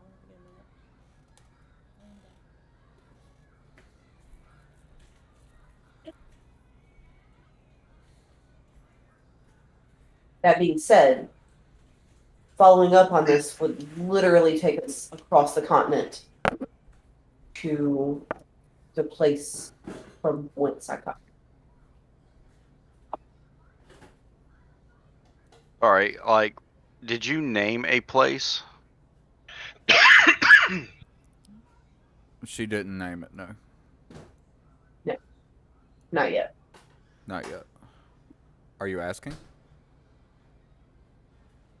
Crow doesn't ask, but he is piqued in interest about going across the continent. Were you and your master close? And were you and this artisan close? As a bit of a well-wishing parting gift, he bestowed upon me one of his treasures.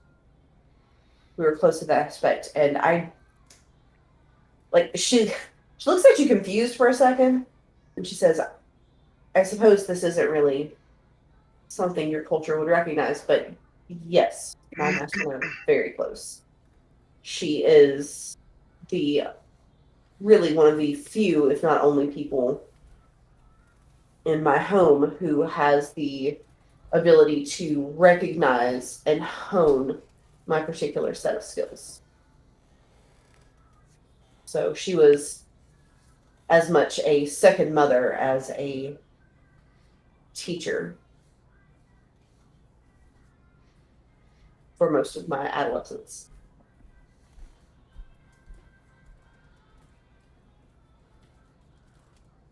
That being said, it is a long distance. Jasper brought up the point that there may be a chance that our new portal may have a terminal there. I don't know. But I believe their disappearance could be very important, just given the nature of their status and skill sets. And Crow's gonna unroll like a large, wide parchment, and it's gonna have pretty much the continent on it, and he's gonna slide it towards you and kind of like gesture at the map. There's a world map in the center of the table you guys are sitting at. Okay, Yeah. whatever. I'm gonna point at that. Crow's Nest better. Yeah, that's fine. I don't have to unfurl mine now. It can stay in my bag where it belongs. And she will walk to the far east side of the map and just use her finger to circle Luxa's general vicinity. Luxa. Across. I gotta ask a question. These keys are related to me, aren't they? Those keys are related to all of you. That's the locks holding Worrell. Well, I had a couple of ruins that I had already previously discovered. Yours are maps. There's one in Autumnsville Forest. There's one in Dragontooth Mountains. Yes. Oh, They're I see maps. those. Yeah, yours are Okay. maps. They just happen to be underneath the keys. Keys. Well, I'm going to And I pull believe out. there was one in Saltest Marsh, but we've already been there, and that ended up being the Yeah. temple. Yeah, because I had 3 of them previously. I'm gonna point at the forest, and I've got an old piece of parchment with a like half map drawn out, and there's a bunch of notes scribbled on it from the time I explored it. I'm gonna slide it across the table. At this point, Jasper will kind of speak up. He'll say, Aludia is definitely being formal and political in her statement, but I can tell you from the exchange that I saw between her and Megas Bryn that these are important people to her. Bro's gonna hold his hands up and kind of wave them back and forth, and he's gonna point at Luxa first, and then trailing his finger across, he's gonna cross through that forest and then go back towards Bastion. Got you. On the way back, explore the ruins. Crow nods his head yes. And that's fine. Honestly, we have, I believe our task board also has one or two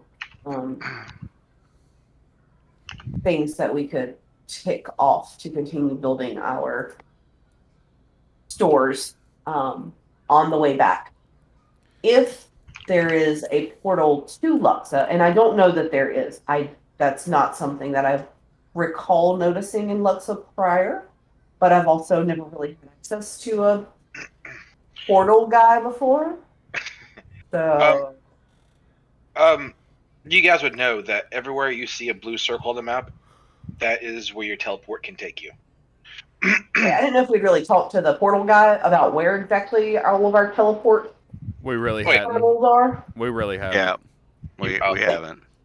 My bad, I thought you guys had. No, we really No, the haven't. last thing we did was give that guy a room and say, "Okay, we have built it. You have come. Now build your thingy." That's the last thing we did with him. Me and him had a few words, not many. That's why I was the one that mentioned that that it was a possibility. Other than that, we hadn't talked to him about where we can actually go yet. No. So, if there's a portal there, it may behoove us to take the fast routes there and then the slower route so that we can, accomplish some things. Crow's gonna walk up to our quest board and he's gonna point at the monster hunt job. And he's gonna stop his finger at the part where it says a scroll of teleportation to the town is included. Do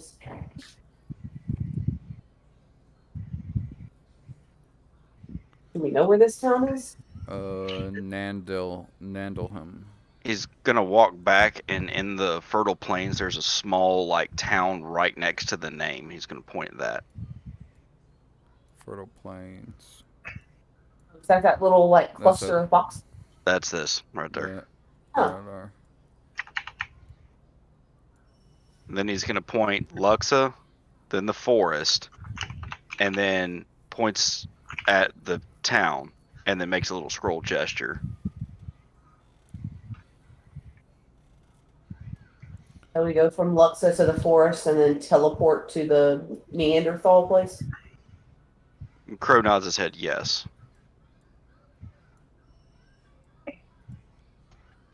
That sounds like a solid plan to me. What are your thoughts, Drutar? You are our elected leader.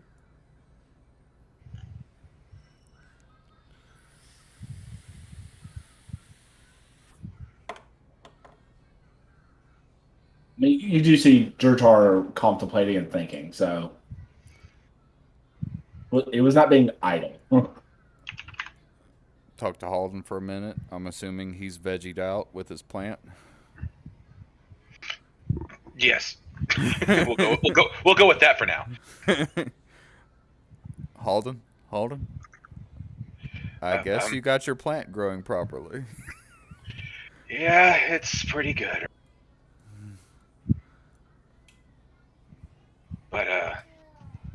I'm all for helping Olivia.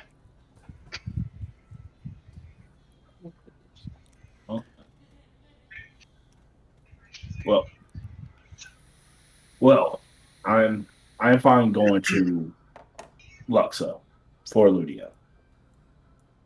What if we are planning on taking the slow way back, even with that that scroll of teleportation to get us to that other tab? We, upon leaving Luxa, we need to prepare for a very long journey. We will be gone for about half a year. Actually, I had considered that. I do not know of Luxa. I've never ventured that far away from Bastion. But I am hoping that we will be able to purchase some sort of transport that will hasten our journey. Before we go making these plans, maybe it's a good idea for us to talk to our portal specialists Yeah, we may be able to. see, because we, the expedition of this sort of depends on the location of these portals. Yeah, let's go. Because if there is not one in Luxa, then we may be gone an entire year trying to make this trip. I gotta ask the DM a question. Since we've kind of fast forwarded through the whole portal thing, could they take our horses? No. Because these portals are actually in a temple. Yeah, they'll be pretty pissed if you show up with horses inside their temple. I'll say so. Frowned upon thought to they ride were- our horse. I thought through they the were temple. building it in our hall. Well, They- y'all's portal is in y'all's hall. Where we teleporting to is in a temple. Yeah, this because was- remember he just loaned us his portal guy to build the portal in our hall. Typically, they're in temples. These are temples of who? Paylor. Paylor. Temples In of fact- Paylor that we are teleporting to. In fact, the one in Luxa is the main temple to Paylor. Yeah. This is- Good. Let's bring the horses then. I don't know much of portals. I do know much of that particular temple in Luxa, and that's a terrible idea. Pro I suggests don't in know. writing that we bring enough coin to purchase horses, and then we can sell them when we're done. Agreed. Speaking of which, this morning, you did before last campaign. You guys did send out the Warforged for a quest, and they came back this morning, completed it, and did drop 1,200 in the guild funds. Who's keeping up with that? Me. Oh, Yeah. Also, Drutar. Crow is going to point out we could probably send the barbarian team out to go deal with the pirates. I will go and talk with Goldtooth about the about transporting funds and if we can how far and how quickly he can get them.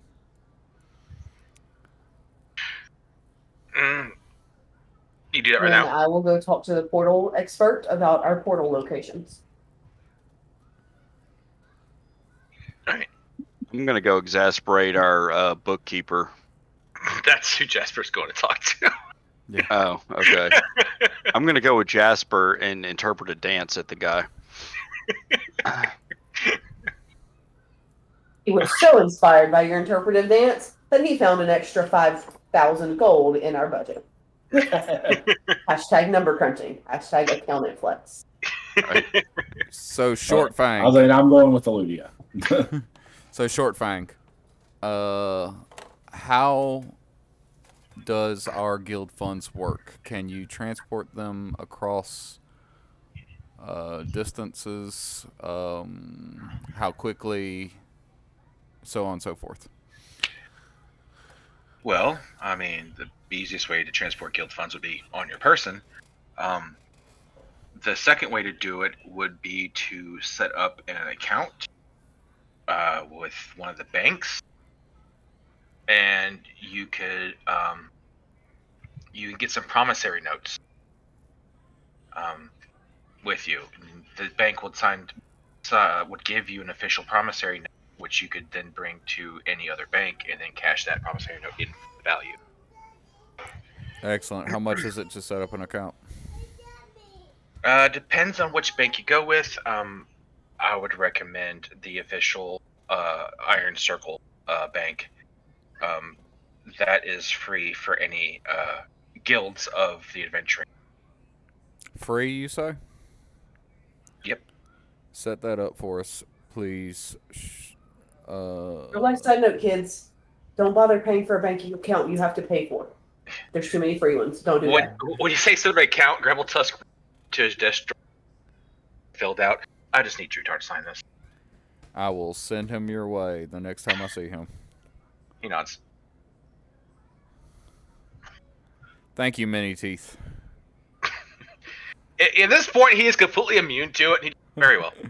Yeah, Bro's just dancing in the back. Oh, I completely forgot that wasn't that guy's name.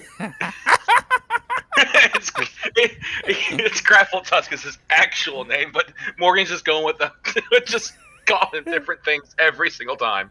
It's just what It's fine.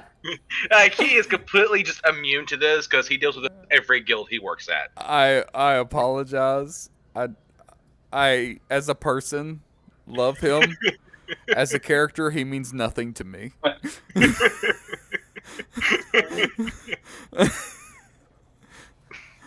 That's right. He's dead on the inside anyway. I mean, as cheap as we got his labor, he ought If to he's be. been in this kind of service for this long, yeah, he's got no soul left. Like this, like all I'm seeing right now is just typical customer service, just anywhere. Yeah, that's my point. If he's been doing this for any amount of time, he's He's unwoundable by these petty things. yeah, he just doesn't care anymore. Just waiting for him to have a bad day. Every customer service person has a bad day. So far, he's good. It's customer service. Every day is a bad day.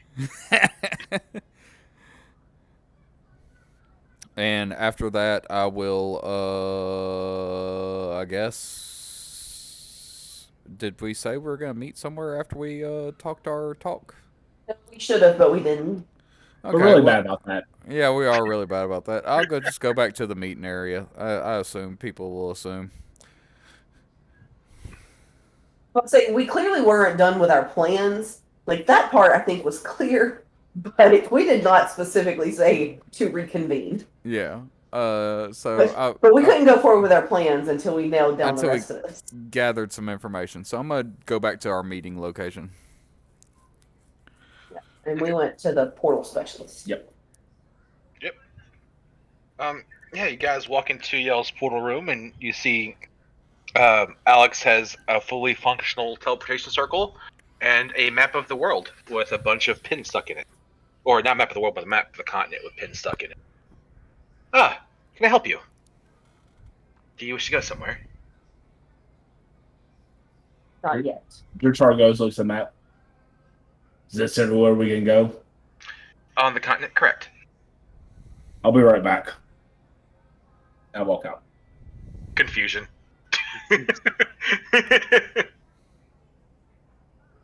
Olivia just looks at Alex, looks at Drutar's retreating back and says, well, this actually solves a lot of problems for us. Was not the idea. Yes, we just didn't know it was going to be this convenient this quickly. Those new to teleportation. How does... He's just like, those who've never teleported before can often find it surprising. How exactly does the teleportation work? Well, basically, with the art of the arcane, we are able to cut holes into the fabric of reality itself. No. That's way too technical. Like, is it safe? Like That's all. 100%? Is there anything that can't go through the portal?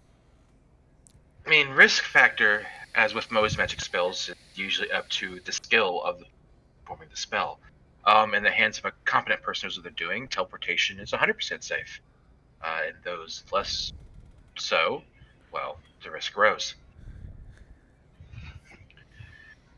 As far as unsafe things coming through, you would need to have exact knowledge of the teleportation sigil to even activate it, and to have significant enough power to do so. Seeing as how you lot of the outside people of Palor who even seen the sigil, I seriously doubt anyone would be coming into your guild hall through it. I'm short of someone within the temple. Let's see. Okay. We will be back. He's not angry. This just solves a lot of problems. But he doesn't do words terribly well. So. He just shrugs. You'd be surprised what I deal with Palor. You're breaking up again real bad. He's just like, you'd be surprised what I deal with. Damn. Every time. Every Yep. time. Every time. The important part, every time. What the hell? You'd be surprised what I deal with. Within the temple of Palor. Okay. There it is. We got it, guys. We did it right. Palor, that's the word. Plus Hey, ultra. Lord. Plus ultra. And then I will walk out and head back to our conference room to hopefully finalize our plans if everyone's there. And one thing I put in there, I was getting Jasper and Crow. Oh, I'm not in the chat. Sorry. Yeah, I didn't have my chat up. As soon as you get back, you see Crow and Jasper meeting room. Jasper, Crow, follow me. Bring those maps. Squawk. Okay. Quickly. Go see Shiny Tusk and get sign our account stuff so we can withdraw money at banks. Who in the hell is Shiny Tusk? The guy. You know, the one that does all of our bookkeeping? Pro does some more interpretive dancing. Gravel Tusk? Yeah, Gravel Tooth. And I say in perfect Jasper, Sharp Tusk. This man's gonna kill himself one day.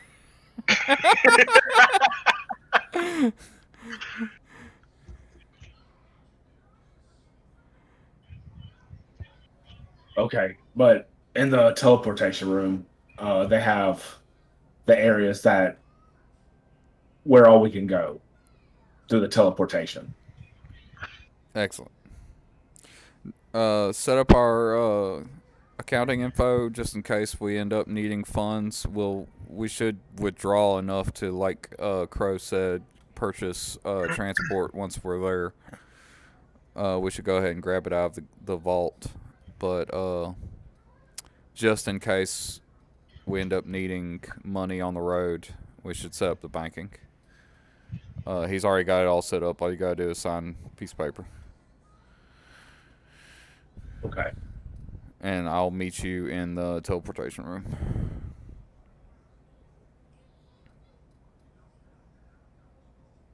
And I'll go over to Gravel Tusk. Yep. Drutar, if you please sign this paper.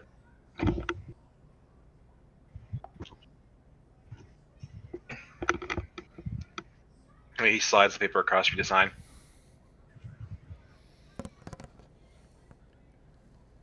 Progos kind of looks at it. Really not knowing what the hell a signature is.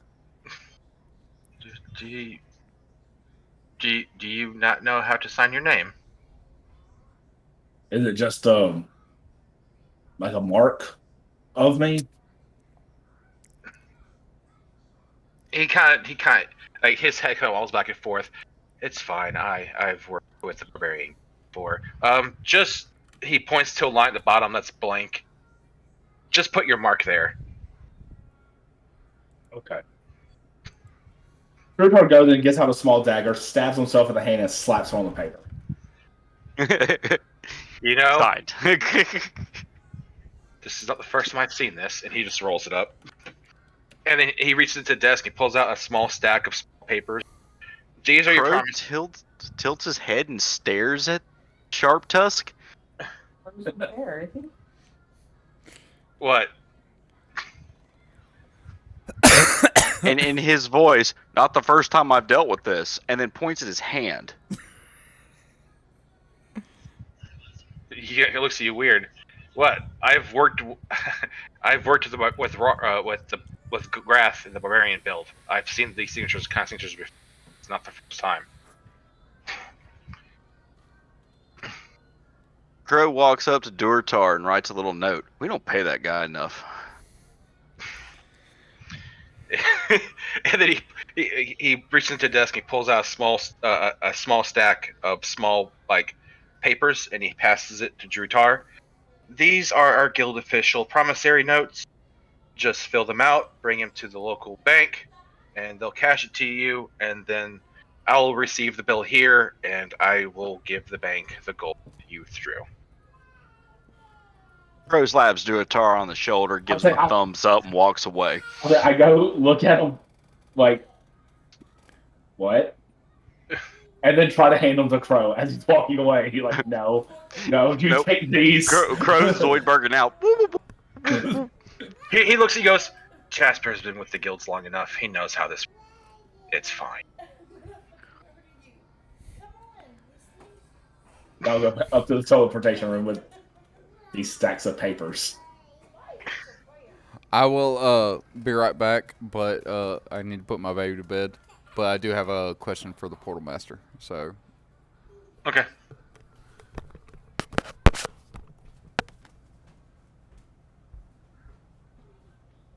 By the way, I just want to show you guys this, just because I think it's funny.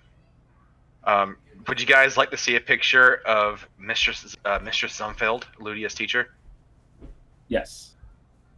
Okay, I just made her character sheet. Ah ha ha ha. Wah, wah, wah. That was such a great show. It really was. It was. And the more I started picturing this character in my head, the more she became Madam. I'm like, you know what? Screw it. Mr. Zumfeld is Madam Foster.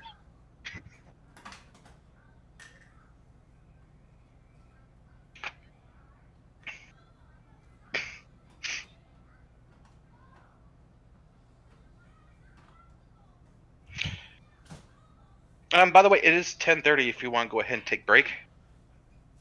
Come back for 10:45. The toddler down, and we can all take the necessary biological breaks. Yeah. If you want to.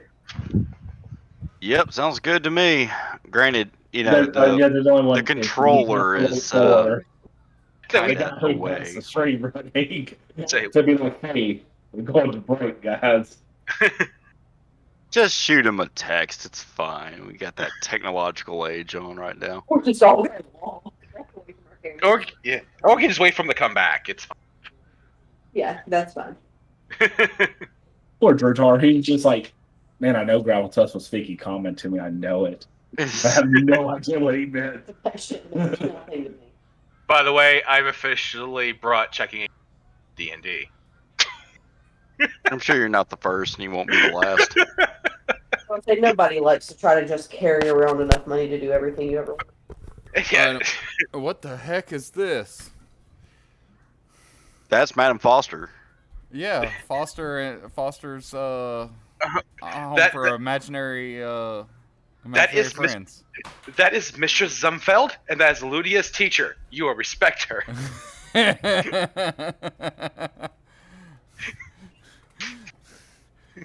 That's an old ass cartoon, y'all.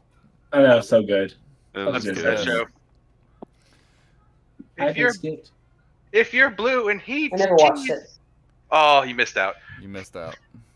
If you're blue and he's cheese, together that makes, don't say it, blue cheese. uh, All right, so what I miss aside from I that? think we're going to break. Yeah, I Yes. think we're actually going to break. All right. Quickly before I forget, because I've forgotten 4 times, can I go ahead and ask the Portal Master? yes. What happens to transport once we're there? Can we transport from any Temple of Palor to Palor, or do we transport from any Temple of Palor back here, or is our travel back home on our own fucking merit? And he kind of said, "Oh yeah, I knew I forgot something." And he reaches into his robe and he pulls out 5 pendants, and he passes it to each of you. These are official markers of Friends of the Temple. Friends of Norn to be specific. And having those badges will be enough for you to use any teleport from any Temple of Palor. So we can go from any other? any Palor to any Palor, including back here. Correct. Excellent.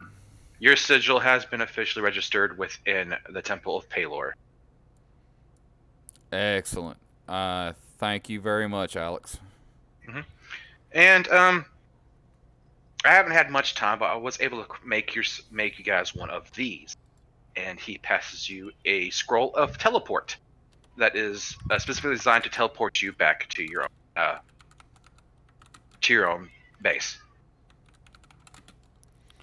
From anywhere? One. That's in character. Yeah. Oh. Also, Jasper, Yes. can you fill these out for me? Gravel Tusk was saying something, but I have no idea what he meant. Who's Gravel Tusk? The Crow guy- says in your voice, Sharp Tooth. Oh, yeah, that guy.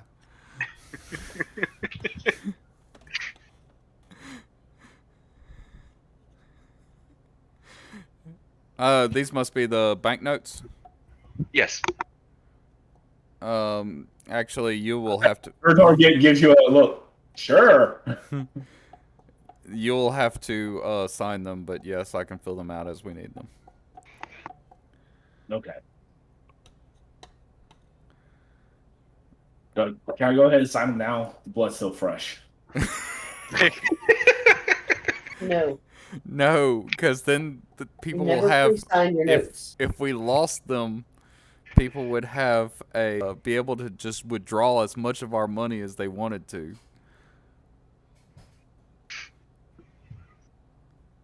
And you don't want the overdraft fees. You didn't sign this with your blood, did you? I did the one you told me to. Crow points at the big ass red handprint at the bottom. Okay. This. You don't have that paper. Gravel Tusk. Oh, sorry. Crow's behind him nodding emphatically yes. That's exactly how he signed that. Well, So long as we don't need to withdraw a bunch of money, you're okay. But if we do, it could get quite painful for you. I mean, I don't think he has to sign in blood every time. As you're talking about how I he's don't, signed these I things, don't imagine people use the same ink in their quills everywhere they go. as you guys are talking about how he's supposed to sign all, Gravel Tusk walks in and passes you a small wooden box. And he hands it to Jasper. You'll find this. And he walks out. Did he say handy? Yep, you'll find this. Okay. You'll Just had to find make sure. And was the wooden box? Do you open it?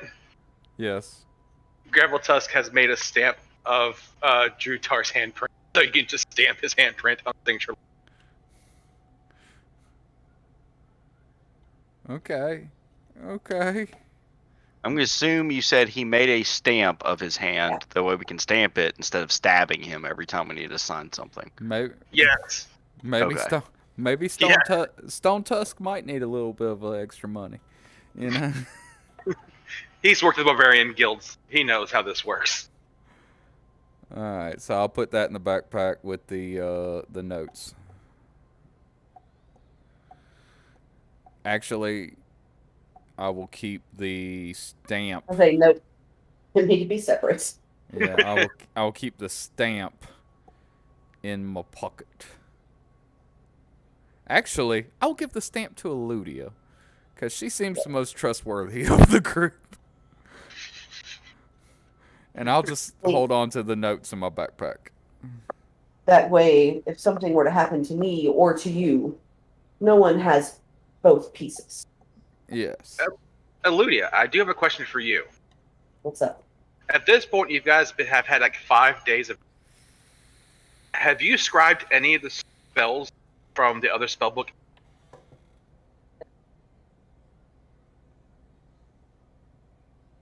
I mean, I would love to say yes, but the fact of the matter is no. I have not said it once. It has not crossed my mind. Hasn't happened. I was asking to give you an out. Okay. No, you sure. never said you summoned Mordenkainen's magical watchdog. Like, a lot of stuff happens, and sometimes that stuff can get forgotten about. So I was being nice. All right. Well, I would love to say yes. The fact of the matter is no. okay. So fast forward just a hair. I'm assuming we got all this done. We're gonna go ahead and take the portal to Luxa. Yep. Everybody And good? then take a 15-minute break. One in the chat. We good with Luxa? Anybody got anything else to do before we teleport? I see 1, 2, 3. Missing one. Eludia. Get there. Hold on. Eludia's good. All right. Well, Oni. we are headed to Luxa and to break. All right. Yay, break. Guys, we will see you all soon. Thank you for watching. To our YouTube people today, thank you as well. I'm not sure if there is any. I don't know how to look. But we will be back soon. Hashtag trademark. Yep.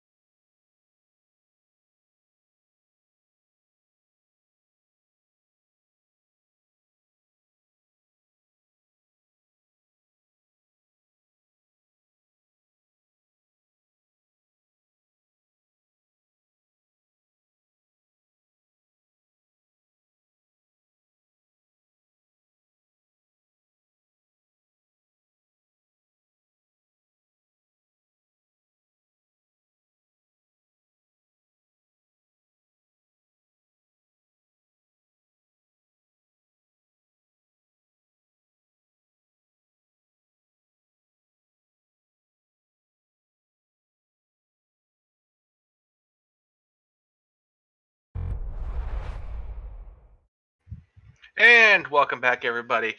Break went a little bit longer than expected. Adult shit happened and stuff. Yeah. We were talking about stonks. Big stonks. So, you guys were fixing to head up for Luxa, but I believe there was some last minute to take care of before you jumped through that portal. Right, Crow's gonna go talk to Razortooth Okay. about sending off the barbarians to go slay pirates in their cave. Okay. So you're sending one group of barbs to take care of the trade route. Call that barb one. Okay. And then I guess we'll send out the Warforged to go collect gator tails in the swamp. Okay. I don't know how long they can keep them fresh. So when you asked me how long, I was like, until they start to stink. Don't worry. So they start off their lives stinking. Yeah, the Warforged can keep them. So don't worry about that. So a month. Month. All right, we'll do 30 days. And you guys have one more barb group you can send out. We have 2 barb groups. Want to do missing expedition? What about monster parts? I'm sure they'll chop up anything in a little bite-sized No. pieces. Have you read that? Crow was wanting to do missing expedition himself. Oh. No, we were Monster doing Parts is the- literally like, hey, we need dragon parts. That's why I'm saying it's in the barbarians. No, They'll get it done. no. No, I think we're helping that town, not the missing expedition. Oh, missing expedition? Well, hang on, I missed that. It's the last one. Golly, I just Well, pulled we were up going every fucking to thing. Nindlehelm, weren't we? Yes. he Yeah, was we one were girl. going to Nidlehelm. A group of big game. Oh, that's the one I thought was in Nidlehelm. Yeah, no, let's do that. All right, we'll send the other group to the missing expedition. All right. So, the 2 barbarian groups will be done with their quests in roughly a week, and then Warforged will be back in a month. Excellent. You got it all in notes, or do I need to keep it too? I'd keep track of it too, because We also have a fancy PDA. So, Yeah, I do There's have that magic rock. the magic rock only shows you the quests on the.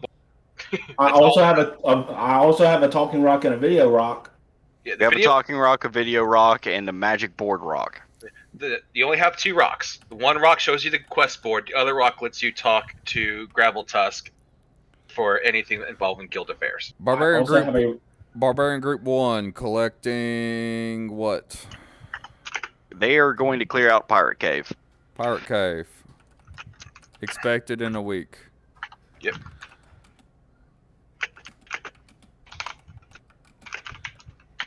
Barb 2, missing expedition. You added it to the quest board notes. Nice. Yep. Thanks. Expected in 1 week. Giant crocodile tail, Warforged 30 days. Warforged. Croctails. Expected 30 days. Excellent. All right, also now- DM. I have 3 rocks. You should only have 2. Nope, I have 3. I have a talking rock, I have a video rock, and I have a random rock that Crow put in my pocket one time, and I just kept it. Oh yeah, I forgot the friend rock. Friendship rock. I I can't have wait 3 for him rocks. to grab that rock, thinking it's the video rock, and or the talking rock, and he's just talking to it, and it's like, is this thing not working? I'm not saying it's not going to happen. It's not Oh I'm man. not saying it's not going to happen, but I did keep your random rock. So this is the board updating rock. Does it automatically update so it's a new job or something? We can see the new job while we're out. Yes. Okay. By the way, this is bullshit. What? You've given these motherfuckers all these rocks, and all I ever asked for in every campaign before this was a fucking shiny rock. And- Have you asked for a shiny rock yet? this You know, campaign? not this campaign, But it must have some important role in the quest. but But I want one of those rocks. I had nothing. I'm just saying. All these fucking He's rocks. got all these rocks, and I've never gotten a rock. I've been asking for a shiny rock for fucking 5 years now. And I do recall one time I did give you a shiny rock one fucking time. Yeah, and I may have misused it 5 years ago, but that doesn't mean you should ban me from them. I mean, Nope, banned from We're shiny appreciative rocks. now. And you did come across a chest that was literally full of shiny rocks. It might be precious rocks, but they're still shiny. this is just bullshit. I'm just sticking with. I'm playing a decently intelligent character now, so it's not as much fun. Don't even care about the shiny rocks, but But on the inside. next time I make a dumb character, you better give me a fucking shiny rock. I'll remember this moment. When you laughed at my pain over wanting shiny rock. It's like an RPG. And over your head, the word "Vish" will remember this as appeared. All right, so you guys set your squads out on quests to get the guild some money, and you've been given a scroll of teleport back to your home guild. Boo. By the way, I meant to ask you guys, am I breaking up still a lot, or? Yes. It's Yes, You literally like, am I breaking up a lot, or am I still? And before that, you literally said a scroll of teleport. you That's have why I said telepoo. you have a scroll of teleport back to your home here in Bastion, and you have a scroll of teleport to Nendlehelm because you decided to take care of that quest yourself. Gracias, and that was beautiful. Zero breaking of ups. Well, I'll keep moving my little sensor around until it properly. So yeah, is everyone set to teleport Luxa? Yes. Now we're ready. Yeah, Let- sure. I'm ready. Let's Luxa. Let's Luxa. All right, as you guys step on the sigil, you watch Alex make a complicated series of gestures and throw his hand up, and you hear that World of Warcraft zoom. As you appear, there's no pulling sensation. It's just poof. Like this is this man's job. He lives and breathes teleportation. This is the smoothest ever teleport you've had in your life. Ain't a bad job. Never had a teleport. As you appear in Luxa, in the Grand Cathedral of Pelor. It's better than being a fucking secretary for a guild, for sure. As you look around, you notice that the entire construction of this temple around you is made completely of sandstone. All the windows are wide open. There's no glass in any. As this dry, for a city that's literally in a desert, you're kind of surprised, except for Eludia. It's not as hot here as you expect it to be. Where you guys are expecting temperatures of 115, 120 degrees. Guesstimations puts the temperature around 85. Eludia would know, and for anyone who would ask her, actually, does anyone ask Eludia, or would Eludia answer?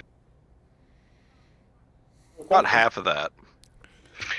Would anyone be confused as to why the heat isn't as hot here as you expect for a desert? Enough to ask Eludia? And Not yet. Okay. Not really. All right. So we all just got yeeted across the continent. I don't think anybody's worried about temperature. I'm still marveling at Sandstone Temple right now. Oh yeah.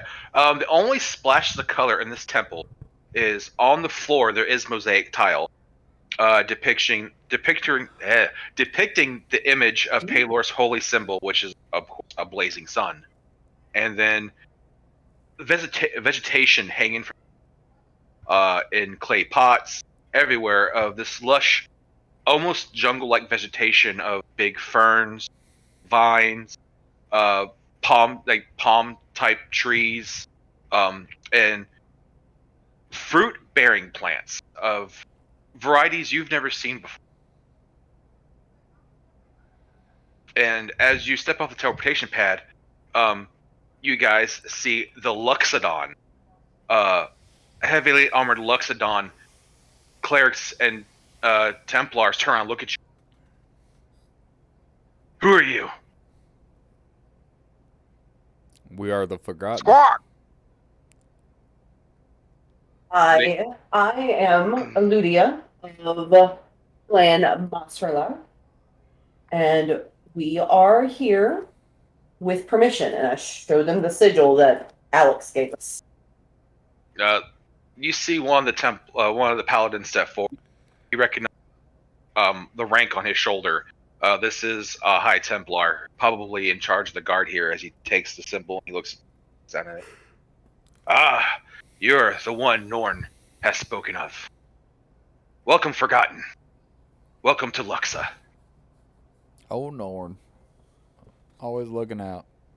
What a bro. What a pro. Yeah, and you guys are free to... Unless Eludia wishes to make a beeline.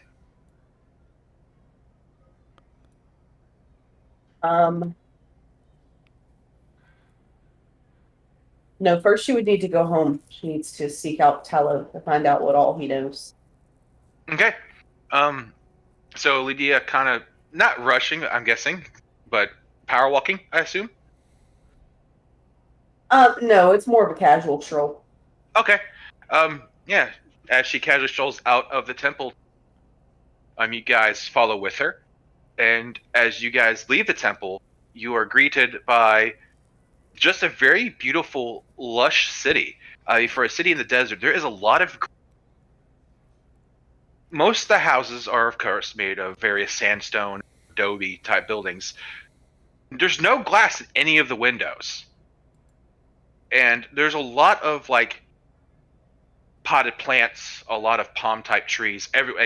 The vegetation follows you from out of the town into the city. The buildings here aren't very tall. The biggest building you see is maybe 2 stories. The buildings here are very low and very wide. Although 1-story house is a bit taller than you expect, so you probably assume that the ceilings are raised to help keep air movement flowing through the house to help keep the temperatures down. Despite the fact that it's only probably about 85 degrees in this. And as you're looking up and looking around, you notice that the tallest structure in this town is a massive statue to Paylor. By your guesstimates, this statue of Paylor, made of solid bronze, is roughly 30 stories tall. And it is solidly within the center of a giant arena. Like, the construction of that arena is kind of like Roman Colosseum construction, except more out of sandstone than stone. As you recall, your former teammate Zedrus a champion of the arena from Luxa.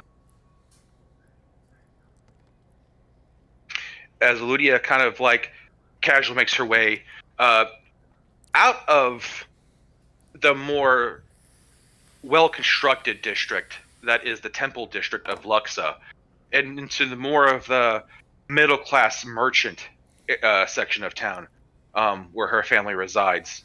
Just but 4 buildings down from the Jewel Crafters building, which, as Lydia passes, it looks relatively untouched, but there is a giant sign on,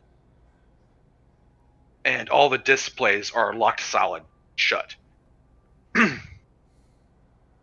which is really, really unusual.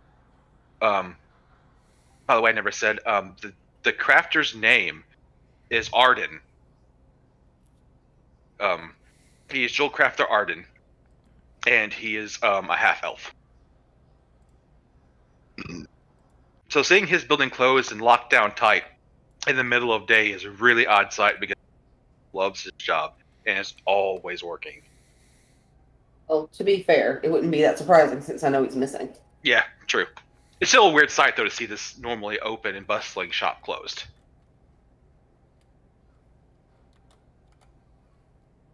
Yeah, she's just gonna nod and grunt and keep on. Ludia, what is your parents' shop? What do they sell? If they sell anything. No. Excuse me. They do not actually sell anything. They are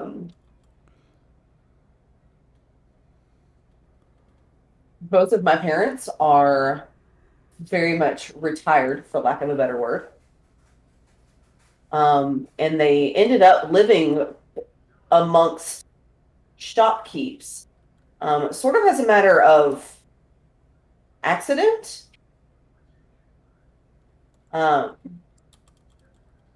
There was a bit of a paperwork misunderstanding when the shop went up for sale, and essentially it was listed as a residential property and they bought it. I like it. But the paperwork was legally done, so here we are. So, yeah, 4 buildings down from Arden's Jewel Crafters is Eludia's house. It's relatively quiet inside the house, which is not unusual, as a few of the children have moved out. You never said how young the youngest was. Cole, I think he said his name was. Yeah, cool. Excuse me. Give me a minute because I have forgotten to.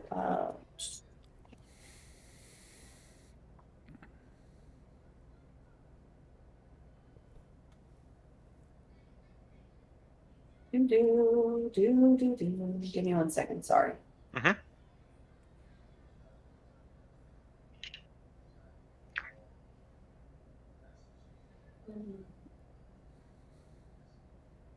Okay, that's what I thought. The youngest Cole would be about 11. Okay. So yeah, you hear the sounds of a rambunctious it's about it. Maybe an occasional tired, Cole, dear, please stop.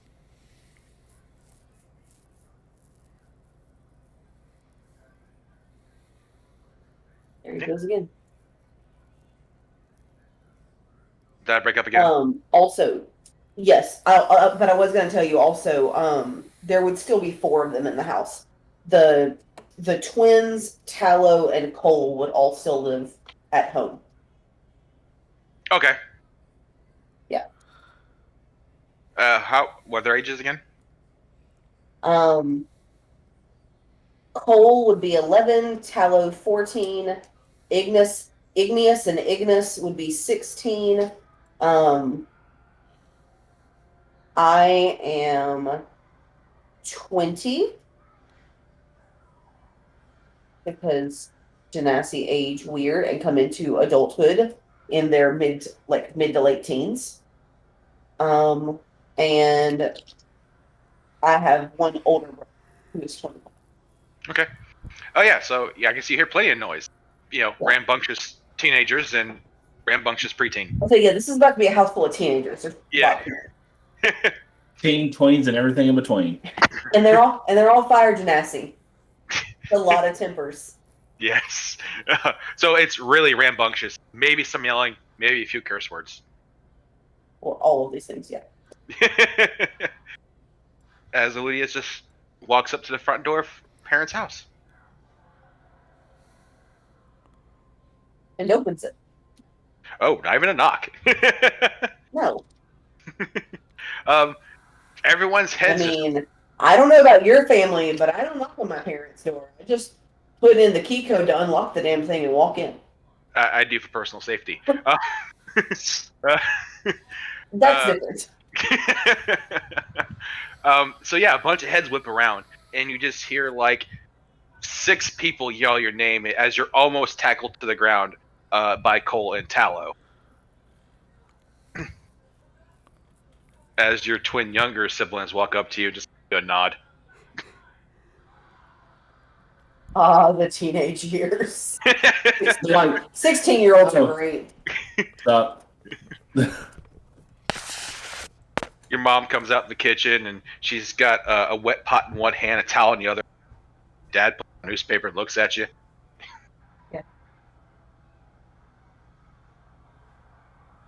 Eludia, it's surprising. Yeah, I was in town. Just Thought I'd here. Pop in. Do you here just to visit? No.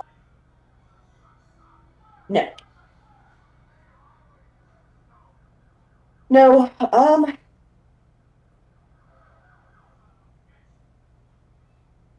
Arden and Zumful are missing. Yeah, Arden and you see a calm, almost look of disgust on his face as he says Zumfeld's name. I am sure those two are just out looking for weird stuff for his weird craft. Probably not for 2 to 3 weeks. Has it been that long? Haven't Yes, noticed. you could stand to pretend to care.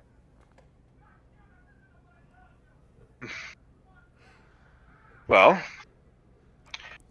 I cared enough to let you study.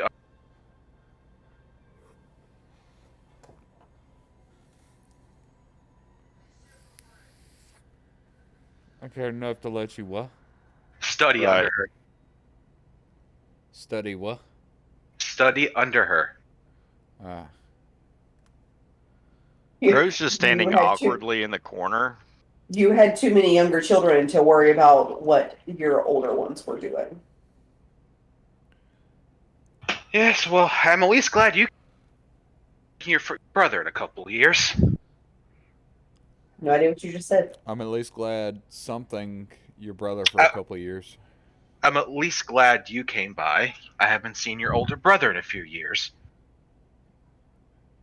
Well, I can't fathom why. Anyhow, Mother. She looks at you. Hi, Lydia. I really am glad you came. Mom just oblivious.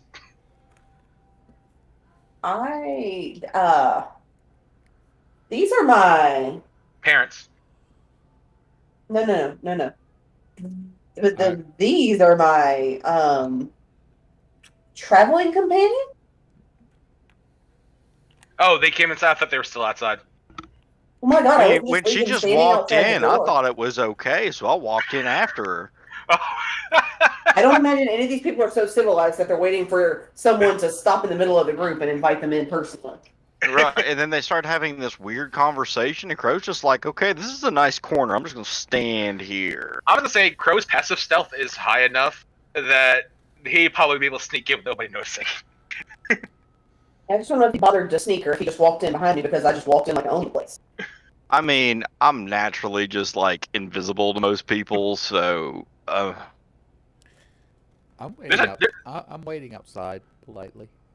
Holden is too. Not sure about Drutar. Like, he was following, and then that conversation erupted, and he's like, do I go in? Do I hit something? So Crow is alone in here, Do but I just... he is so far unnoticed. I'm going to say for them and say, these are my traveling companions. And I kind of look around. Bro standing in a corner, everyone's just kind of peeking through the door frame.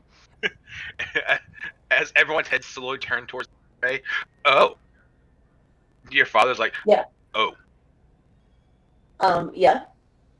These are my friends. He gives you a weird eyebrow, like raised eyebrow.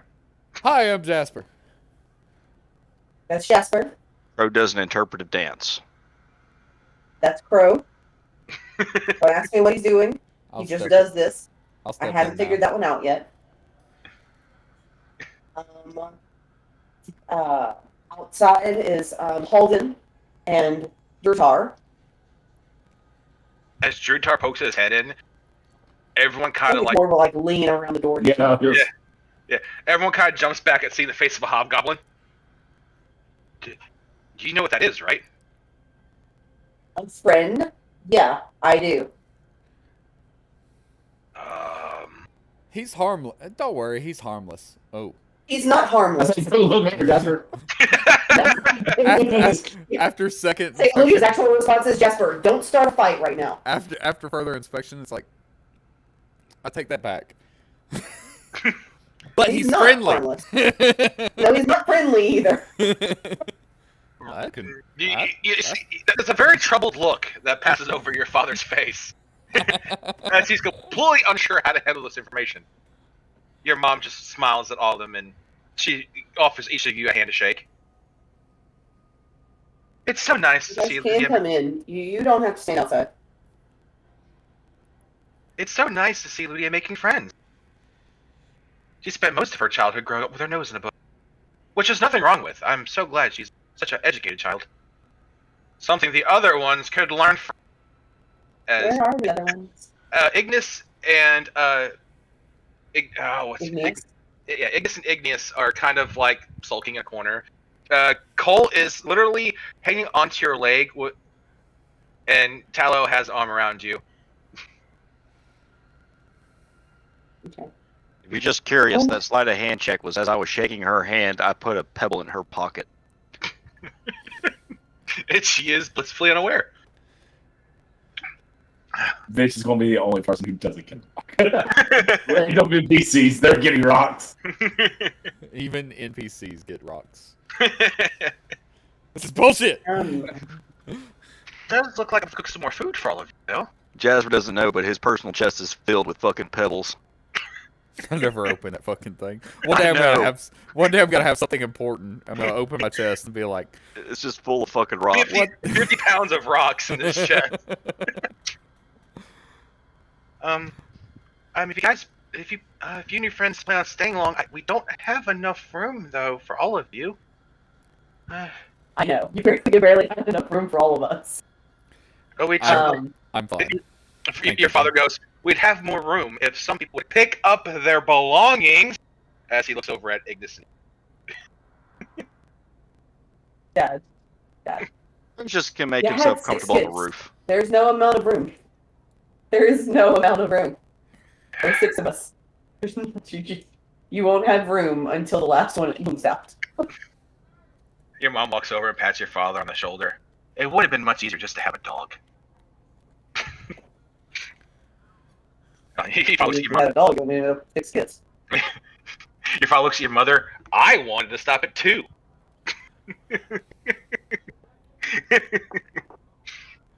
So did your wallet, Dad. So did your wallet. However,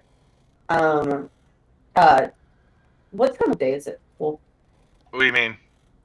in campaign, what time of day is it? Let me check the calendar. We last left off on the 13th of July. 2 days have passed. It's the 15th of July. Pretty much middle of the week. At this point, Time by the of way, day? just throwing in, Jasper's going to say, I am very pleased to meet the family members of Ludia. I now see where she gets such a beautiful and extravagant nature, and but I have other things I need to tend to. It's a pleasure to meet all of you. I can definitely, as I shake her father's hand, I'll say I can see where she gets such a intelligent and strong will from. And as I shake her mother's hand, I'll say it's obvious where she gets her beauty from, and I will make my leave. As you're leaving, one of the twins yells out, "You don't have to be a kiss ass." Lydia says what he said. Although her mom is blushing a little bit. And I just scared the twin. He said that. Like, glaring. That would be Igneous who said that. He looks unfazed. He's But, you know, the balls of a 16-year-old. He is Yeah. he is currently invincible. yeah. I was gonna say it's that I'm an invincible 16-year-old attitude. Like you don't scare him. More out of stupidity than any kind of bravery. Oh, Eh. oh no. Oh no. So he sees that gleam in his eye, and Yeah, there's a gleam. he holds on to his side smoke. from where he's got that Oh, yes. giant bruise. Tallow whispers in Ludia's ear, "Should we save him?" Your brother? No. He's got to learn this lesson one day. However, your Tar, Yes. I know you are our leader. However, please do not attack an idiotic 16. He's an idiot. Is this one of those civil things again? Yeah. Yes, it is. It is a civil thing that you cannot physically attack my family member. Correct.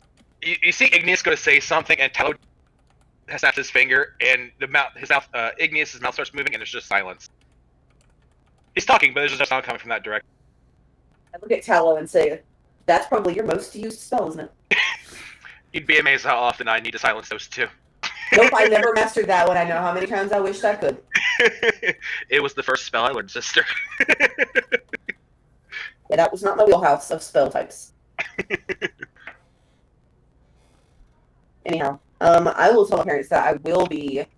I would love to share a meal with them. However, we do have some business to attend to, so it may be a day or two before I can make it back around for that meal. Well, if you guys need places to stay, I might recommend the Desert Flower around the corner. Just tell them your father and I sent you, and they'll give you the family discount.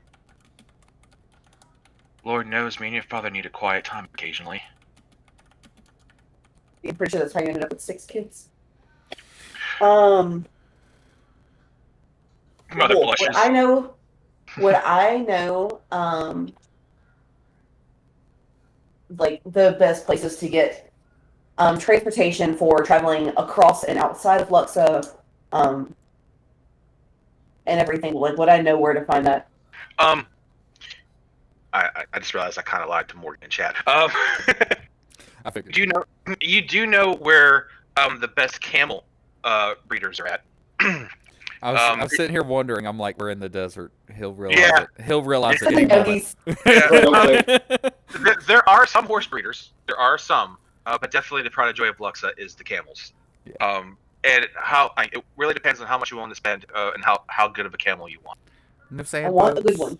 No Huh? sand. I want resale value. No sand boats. Come on. There are sand barges, but those are outside your price range. Okay. Wait, no. We determined, Vish, that we don't need transportation out of Luxa because there's a. Yeah, we but may, tell- because we're following we tracks. don't know. Scratch We that. don't. We don't know where we're going. We don't know where we're going. Yeah, I'm just. Yeah, you're right. I forgot that part. Yeah, I'm literally. I was literally covering bases while y'all were doing your thing. But yeah, we'll definitely need camels for moving around within Luxa and the surrounding areas.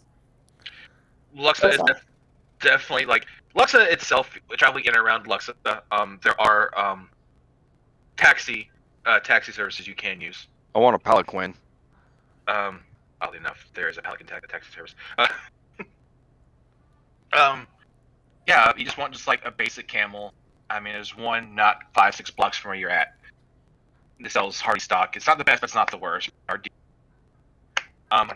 Jasper, you notice that Luxa is a massive pilgrimage point because it is home to the Grand Cathedral of Pelor. So there's all types of followers of Pelor who are always taking pilgrimages here. So there are inns out the ass.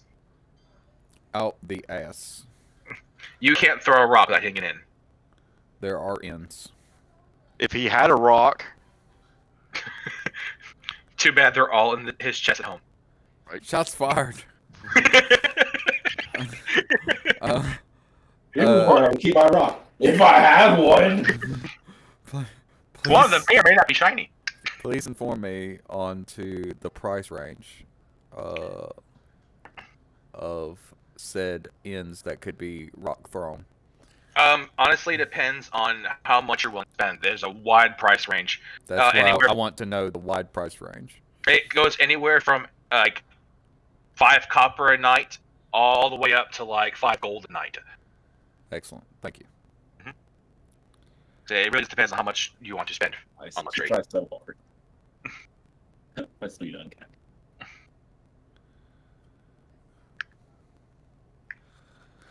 But yeah, once we're done, I'll go see what the running price on camels is. Camels are here right at the same price. I really don't think 5e has camels. I will take that. Should be the same. I think they do. I believe you modify the price of horses depending on what kind of camel you want. Oh, there is a price for a camel. I bought So yeah, I think camels are their own. Yeah, they're actually cheaper than a horse. Oh. Well, yeah, I want because the horse you boar have to camel. buy feed and supply for. Camels Well- don't require as much. Horses are also slower than horses are also faster than camels. Yes. So yeah, camel they're about 50 gold apiece. 50 G's.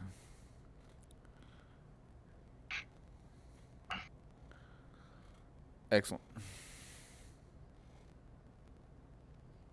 To be honest, camels are one of those animals I've never really had to use in my campaigns before, so really an animal I've gone looking for.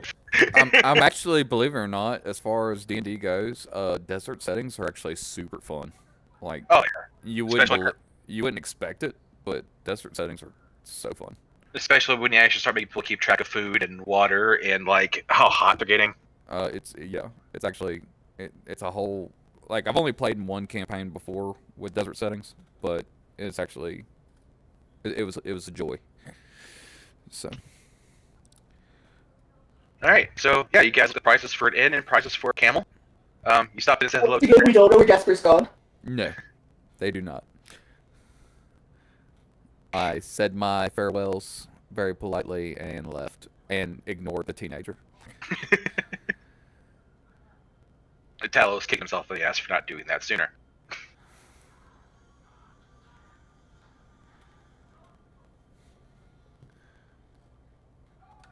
By the way, Lydia, as you're starting to head out the door, Talos stops you and is like, "You're not here because of the letter I wrote you, are you?"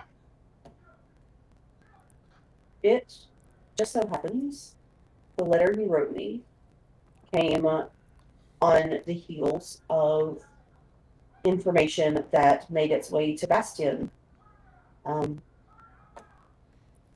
They are related, but don't worry. Mistress Zumfeld is going to be so angry with me if she finds out I told you. She told me not to tell you. First of all, Master Zumfeld's master is who told me the second time. So maybe it'll temper her temper. He comes to you. Mistress Zumfeld has a master. Someone taught. Yes. Like it Well, just. He's like, I never really thought about where she learned it from. I don't know. He's 14. I mean, he never really thinks about where it's from. Yeah, no, his face like, yeah, where do you think she learned it from? I don't know. I kind of just thought she knew it. No, I never really thought about it, to be honest. she has a master. There's someone that knows more than she. He gives you a credulous look. Yeah. Sorry, I meant he. He gives you a credulous look. So maybe that'll, soften the blow a little. Regardless, it's not safe, honestly, for the world for these two to be lost anywhere. I thought it was weird that she would go missing within a week of Arden going missing. Like, I knew they traveled together at a point, but I didn't know how close they were. Regardless, Zumfeld is a crafty, stubborn old bat. He chuckles. Yeah. So, that she's missing for any amount of time. First of all, Arden would never leave his shop unopened because, let's be honest, he's not making any money that way. He chuckles once again. Ah, the fool loves his gold. Secondly, I don't see Mistress Zumfeld casually going on an extended vacation right in the middle of your studies. Given your age, I'm sure you're in a very important part of your training at this point. I'm still struggling with learning Draconic. Yeah, so you need her here. So, I don't see her taking an extended vacay. So yes, I'm here. You have not put me in harm's way. It's just the way of things. Can you do me a small favor, please? Don't- Maybe. Don't tell her I'm casting silence without supervision. She might be a little... You know what? That one helps the whole family. We're not talking about that one. Thank you. She just kind of like gives like a sweet tinkling wave at Igneous as she goes What? to leave. By the way, they're still going off absolutely Nope, I don't know what you said. They're still going off what? They're still going off and absolutely clueless that nobody can hear them. Oh, yeah. So yeah. I just wave sweetly at Igneous as I walk out the door to go, find camels. And then to see if the desert flower can accommodate us. Yeah, the desert flower is literally around. So you go right. Arden's shop is right on a corner, and you go around the corner from Arden's shop, and 2 more buildings down is the desert flower. And as you walk in, you see an older Luxodon. Forgot his name. Give me a second. I got to check my notes again.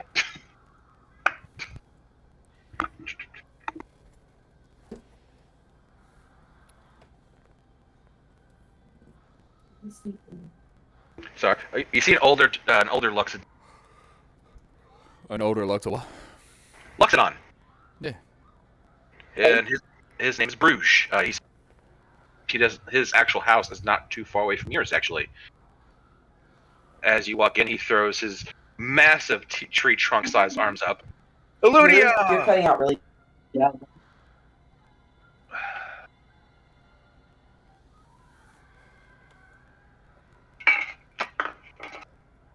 This again. Just put some aluminum foil around it. Should help with reception. Put it around your whole head like a halo.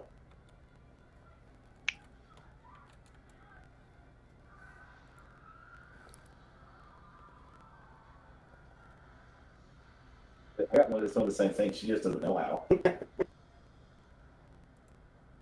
Hello? Yep, Hey. I hear you. Okay. Let's see that.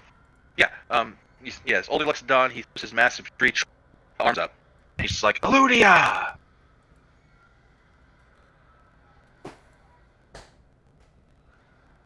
Lydia throws her own arms up and says, Bruges! In the same tone.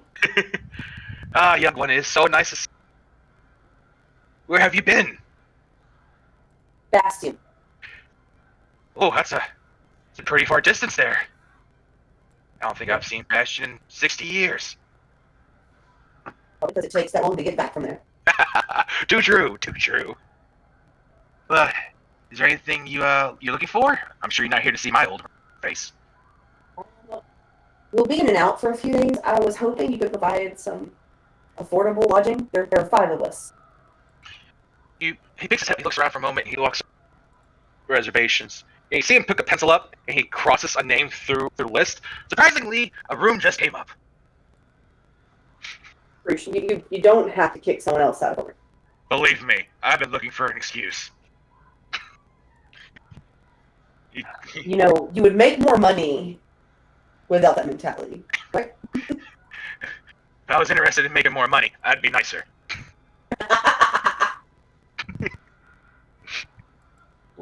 And I look at, are both of you with me? Is both Crow and Bertar with me? Yes. Absolutely. Where's I'm Holden? following you like a shadow. He's also with you. Okay. I didn't know if he followed Jasper or if he came with us. To be honest, he's enjoying his plant so much, I doubt he knows. You probably doesn't even know where we are right now. That checks out. So he's probably just employing the the kid rule, the hold on to my belt loops rule. He's just following whoever's belt loop his fingers through. Pretty much. So anyways, I asked them if this place will do. Holly just gives you a blank look. Yeah, that shows. It's Bro also looks at Okay. you like I was ready to sit on top of your parents' roof. Look. This place ain't no Hilton hotel, but it's not quite a Best West. It's somewhere between you're like a Best Western and Hilton hotel level of niceness. It is a rather It's a nice. nice 3-star. Is Yeah. it the new upgraded Holiday Inn and Suites? Pretty much, yeah. The ones that have been recently remodeled. Yeah. You're sitting at solid 3. Like And, that really nice hotel we stayed in Baton Rouge. Yeah. and he looks over at one of the younger Luxodon wearing of the Desert Flower and goes, "Okay, got the asshole in 5A." Oh, he's here already. He's already checked in. Okay. He checked in about 30 minutes ago. Bruce. It's a good thing you're so damn big. Yeah. It also helps that well, nothing else really helps me, to be honest. Cheers And- us. As about 10 minutes later, you hear this very ruckus coming down the stairs. I want to talk to the owner. I want to talk to your manager. This is wrong. Bruce just turns, looks at him. I am the owner. Take a hike. As the guy just kind of sulks out the doors. This was, to be honest, this was a human. So he's about a sixth of the size of a Lexodon to begin with. Yeah. And Bruges is already bigger than the average Lexodon. So he just looks at Bruges and he kind of mumbles his way at the door. And as you hear, you guys didn't hear anything. Bruges yells out, "These big ears aren't just decoration." All right. He looks at you. You guys are in the suite, top floor. Whole floor is yours. And he just drops the key into your hand. Thank you. Wait, how much? I don't recall telling you a price.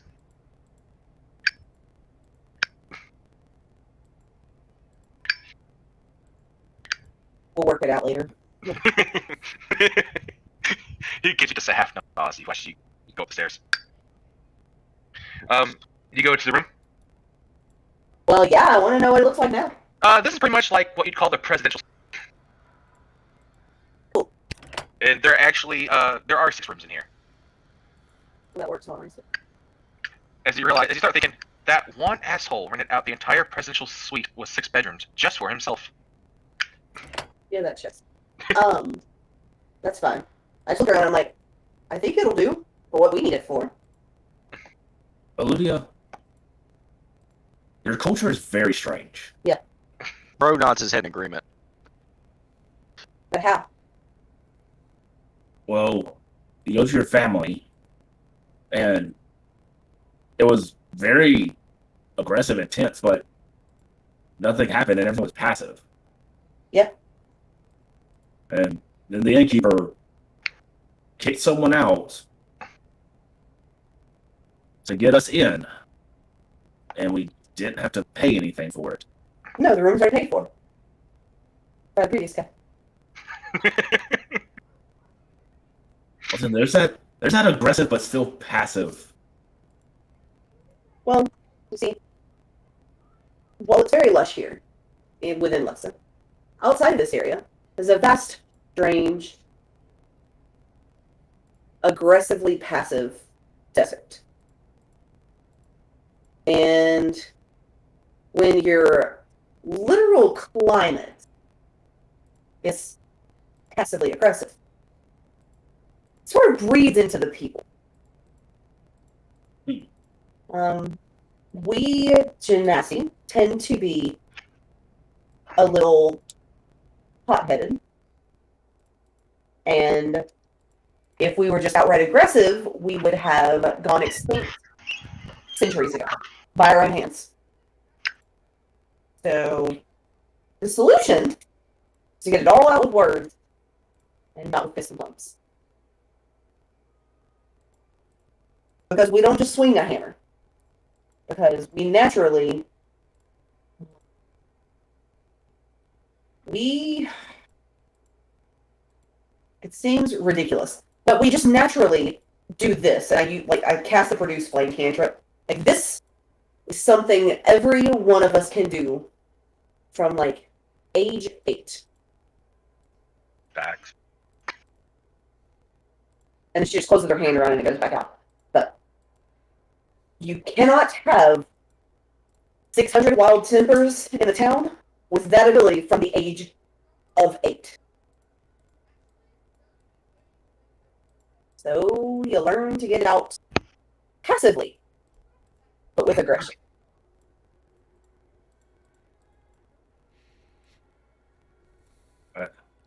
That's understandable, right? You get it now?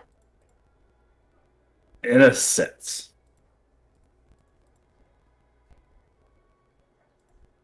Kinda.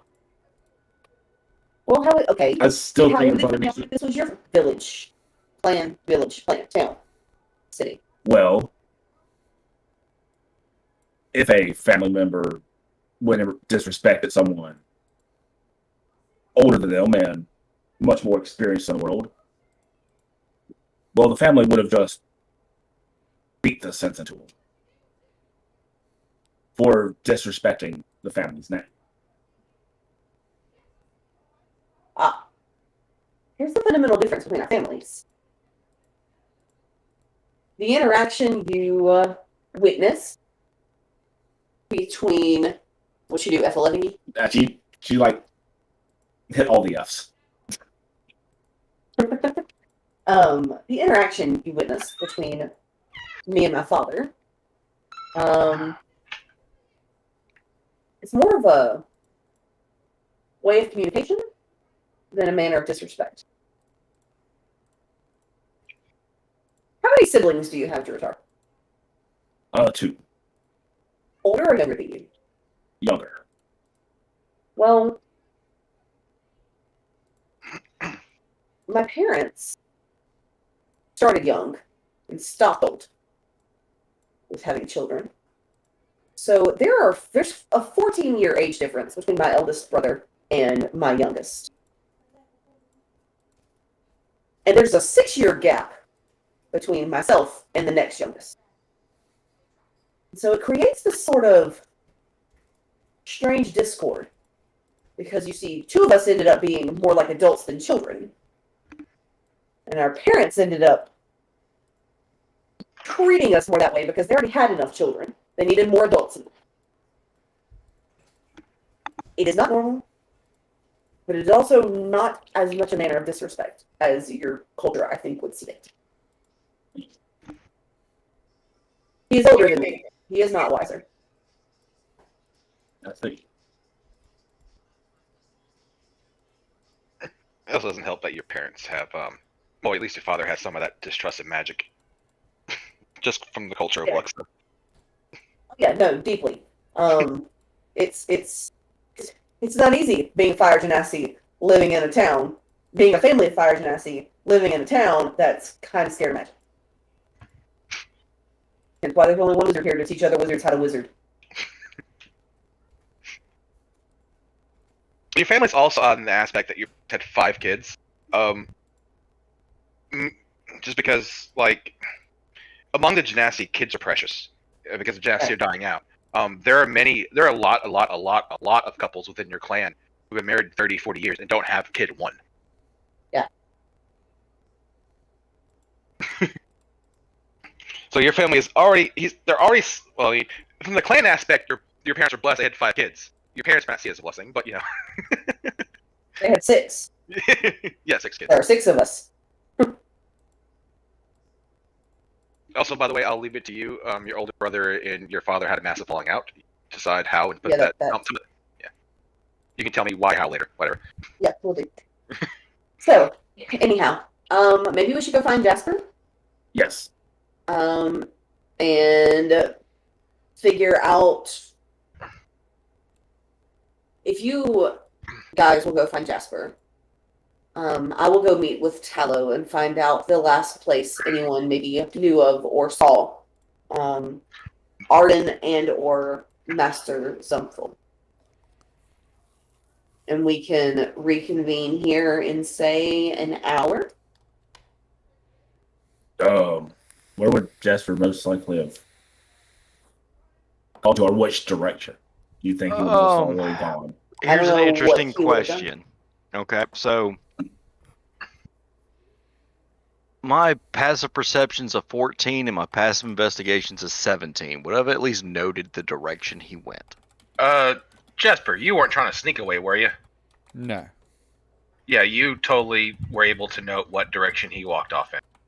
I point in a direction that Jasper was likely to have gone.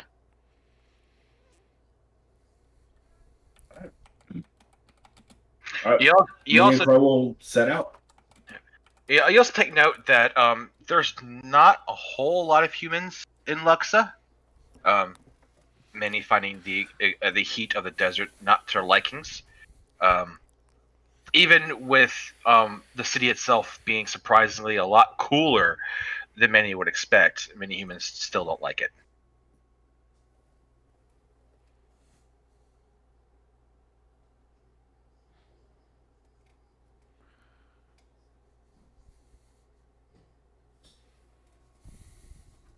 Well, shall we, Crow? Crow nods his head in agreement. All right. We will see you in an hour, Ludia.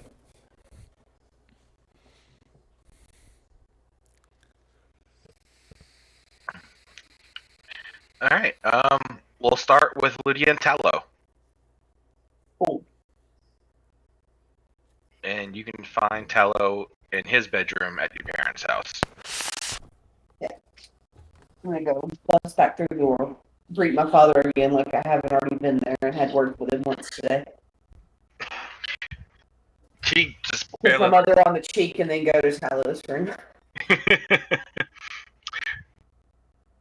By the way, as you pass the twins' bedrooms up the stairs, they're trying to talk to each other, but they're getting really confused because now they realize neither one can hear the other. Yeah, And yeah, across, just straight to Talos' room. yep, right across the hall from them is Talos.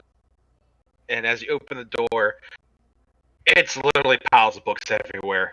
You immediately have flashbacks to your childhood and studying under Mr. Sumfell.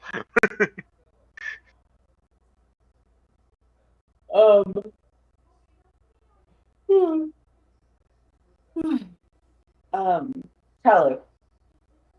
First and foremost, at some point,